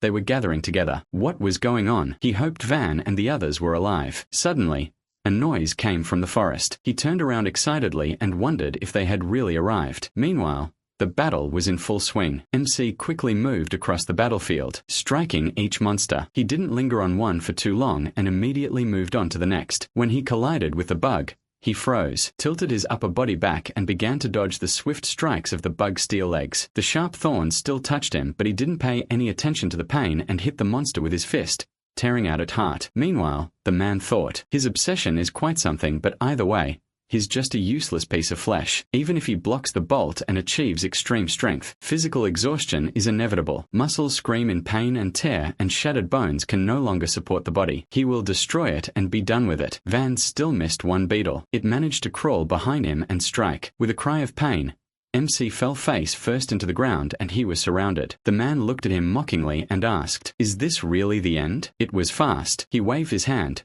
ordering the monsters to cut off his head, and the steel beetle rushed to attack. As soon as it approached him, he opened his eyes and stood up abruptly, then rushed towards the man, ignoring the monster. The cordon is like a trap for a cornered animal designed to deceive the predator. The man stared at him in shock, completely unexpected, and Van was already very close. He clenched his fist and punched him in the face with all his might, and instantly, he was thrown a huge distance with incredible speed. The blow shattered his forearm completely, making him lose consciousness and fall. Despite such a powerful blow, the man survived. If he hadn't had magic, he would have died instantly. Now he realized how dangerous he was. He had underestimated him, thinking him a weakling, but he turned out to be a worthy enemy, so he decided to kill him here and now. He raised his hands, sending the beetle to attack, and told that lousy monkey to disappear and never come back. The steel beetle was about to finish him off, but suddenly it hit him with a magic projectile and threw him back. It was Heinz's doing. He had arrived to their rescue along with the rest of the units and companies. The army of soldiers screamed loudly and rushed to the attack to save Lady Amelia and Captain Van. Huge monsters blocked their path, but they were immediately covered in a thick crust of ice. Helena told Karina that she had stopped them. The rest was up to her. She jumped off her horse and rushed to attack, saying that she didn't have to tell her she was going to do it anyway. With a furious roar, She swung her sword, cutting a path for them, and the man thought, "Are these reinforcements? No, these are the main forces. With so many people here, he is no longer interested. Nothing can be done. He will catch the prince another time. But if they leave this guy alive, one day he will prevent them from reaching their long-awaited goal." He snapped his fingers, sending another monster towards Van, and the commanders were afraid. They would not have time to repel the attack. The man was sure that Gulda's fate was sealed, but suddenly someone pounced on the monster from above and pinned it to the ground, preventing it from approaching Van. It was Arnulf. He glanced at the man, saying that it was time to destroy the insects, and he stared at him in shock and thought, "Isn't he from the Clavius family? It seems that there are very talented children in this academy. It's a shame to waste such talent here. For the future of the kingdom, he will retreat." At last, he told Van that he escaped death, but next time he will definitely take his head. After these words, he disappeared, and when all the monsters were destroyed, MC's friends crowded around him, asking him not to die. Karina rolled him over onto his back and lifted him up. His skin had lost its lively appearance, had long since darkened and acquired a slight purple tint. In a panic, she asked him to open his eyes, but he did not respond. They waited a little longer. Helena was horrified, and Ralph, frightened and in disbelief, asked, "Was he really dead?" Fork panicked, called for healers, and Karina, with a trembling hand, touched Van's face and said that this couldn't be happening. He had to come to his senses. He hadn't become her squire yet. She wouldn't let him die. She burst into tears, her tears falling on his face, and then the healers arrived. They handed Van over to them and began to watch the process with concern. Helena couldn't resist asking how he was. The healer winced and shook his head, saying that the healing magic should awaken his life force. But it was gone. There was no spark to ignite it. Karina, frightened, went to the healer and exclaimed that these were all excuses, that he should heal him quickly. Ralph grabbed her hand to keep her out of his way, and the prince ordered him to do everything he could. He was a true hero. The healer continued his attempts while Arnulf stood aside and watched. He looked at his skin tone. He'd seen this before. He'd once seen a girl who, in a similar fit of obsession, had lopped off the heads of her enemies, and he was small and watched in amazement. MC suddenly opened his mouth wide, gulping air. The healer himself was even surprised that he'd survived. His skin tone slowly began to return to normal. Karina was overjoyed, and Helena ordered the healer not to stop. He had to live, no matter what. The healer continued his treatment, and Arnulf left, wondering if he'd really gone beyond his limits. They set up camp there, and the next morning, the instructor arrived to take a statement. Van had already woken up, and everyone had gathered in his tent. The instructor said, "Judging by the Thunderbug attack, it was the work of the Purification faction, the Beast Tamers." Amelia confirmed this and added, "If the main forces had been even a second late, they would have perished." The instructor stared thoughtfully at his notebook, and the girl said that Prince Heinz and, most importantly, Captain Van Kolgar had resolved this hopeless situation. He had become bait for the Thunderbug and found its weak spot, and all she had to do was strike the monster with a spear. All thanks to him. The soldier said it was incredible, and Gulda was capable of such a thing. She looked at him with displeasure and asked if something was wrong. He immediately told her that wasn't what he had meant, and she continued, "Even if they had excellent captains like Van Kolgar, it was she who had put her people in danger, and she was ready to accept any punishment." She bowed her head, waiting for the instructor's words, and MC began to worry. The man said he would write this in the report, but no one could have foreseen this, and she protected the people. No one died. He believed she deserved praise. She stared at him in surprise and thanked him, and Van breathed a sigh of relief. After that,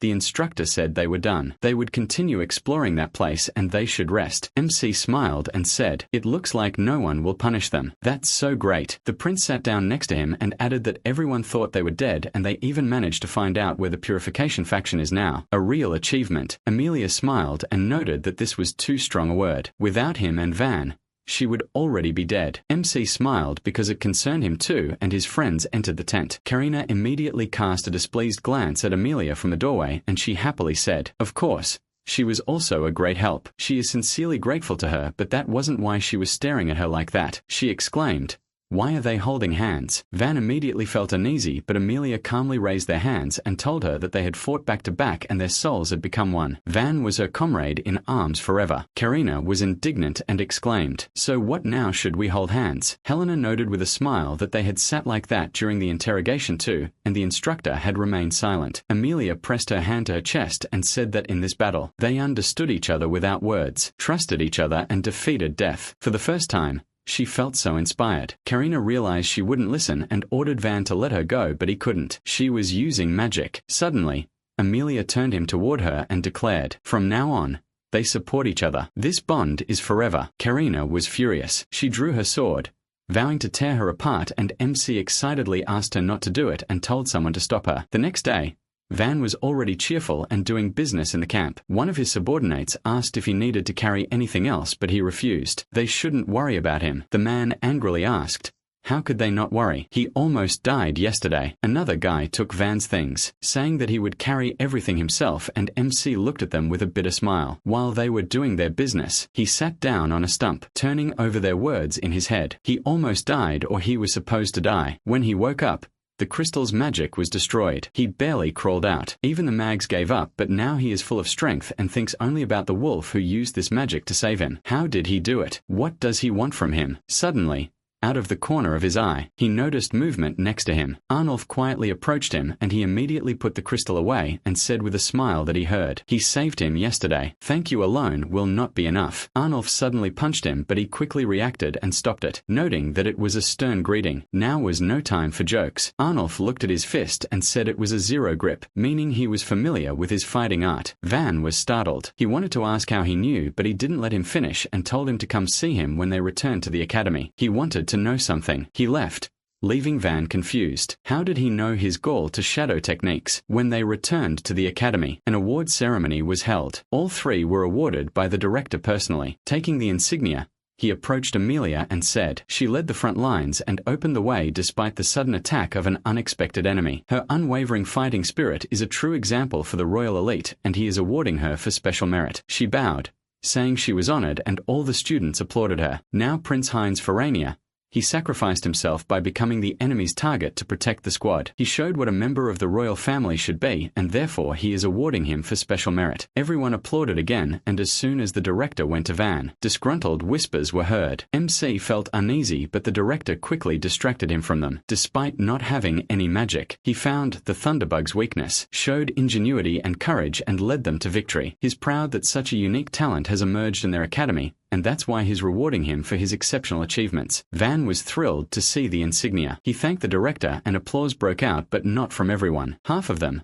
of course, were unhappy that some Gaulder had become the pride of the academy, and Leonius belonged to that half. After the awards ceremony, the three of them went out into the courtyard, and Amelia said she still couldn't accept it. Because of her arrogance, the squad got into trouble, and she was even awarded. MC asked, "Is this the same thing again?" Heinz asked her not to beat herself up so much. Without her thunder spear, they would all have died. That much was obvious, and he hadn't done much. He was just bait. Van said he risked his life. Without it, they would already be lying at the bottom of the swamp. Heinz smiled, noting that these words from him were more pleasant than the award, and he looked away, replying that it was a fact. Even so, he, a mere Gaulder, had been awarded. Heinz said that he truly deserved it. Of course, the academy had its own motives. They were attacked by the Purification faction. Many were injured, and this was a major blow to their reputation. MC wasn't at all surprised and noted, so they showed off the heroes so that everyone would think the academy had won. Apparently, all this was just for show. Heinz stood up abruptly and leaned toward him, smiling. He wasn't just capable. He also saw the whole picture, as it really was. Van didn't understand what he was getting at, and he seriously offered him a job after graduating. MC's face turned shocked, and anxiety began to brew within him. Heinz said that he had a dream, and for it to come true, he must take the throne. He put his hand on his shoulder and continued with a smile. That's why he needs someone like him. His strength is unique. They can change this country together. What does he think about it? Van was stunned. He was saying that again. His words angered him, and the events of that day immediately started spinning in his head. Memories flooded him until his head hurt. He dropped the medal and squeezed the prince's wrist tightly, trying to control himself. Suddenly, Amelia called out to His Highness. She stood between them and asked him to forgive her insolence, but she could not ignore his words. MC could finally breathe a sigh of relief. A little more and it would have happened. She saved him, but she was right. The ninth prince cannot take the throne. It's the same as saying that he will get rid of the other princes. But she did not intervene because of that at all, but to say that Van would go with her. He stared at her in confusion, and Heinz asked,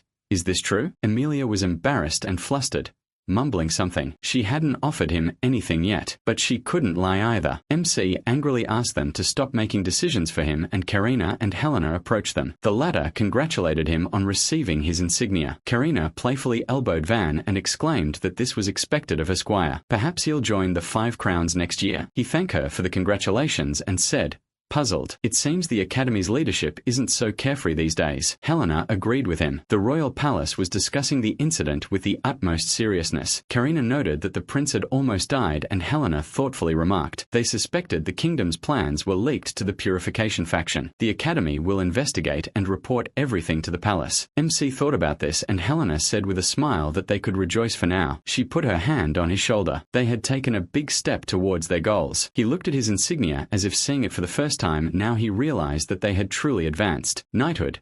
He was born to become a member of the royal elite and change this country with his own hands. He smiled and agreed with her. Karina looked at them with displeasure and asked what they meant by their goals. Amelia pounced on Helena, asking her to explain everything in detail, and Karina grabbed Van, threatening him with a serious talk. Later that night, MC went to the Academy training ground where Arnulf was training. He looked at him and remembered a recent conversation with his friends. He asked them about Arnulf. The girls said that he was special, even among the 5 crowns. He was 17, and he had already become the head of the Clovius family. Heinz added that he was a master of magic, respected even by the instructors. But Karina hated him because it was impossible to tell what was going on in his head. And now, looking at him, Van could add that he mastered Galder's shadow combat techniques. Arnulf lunged, struck, paused, and thought about something, then turned to Van and noted that he had finally arrived. He smiled, saying that he had saved his life after all, and the guy immediately warned him that he didn't owe him anything. Even though he was older,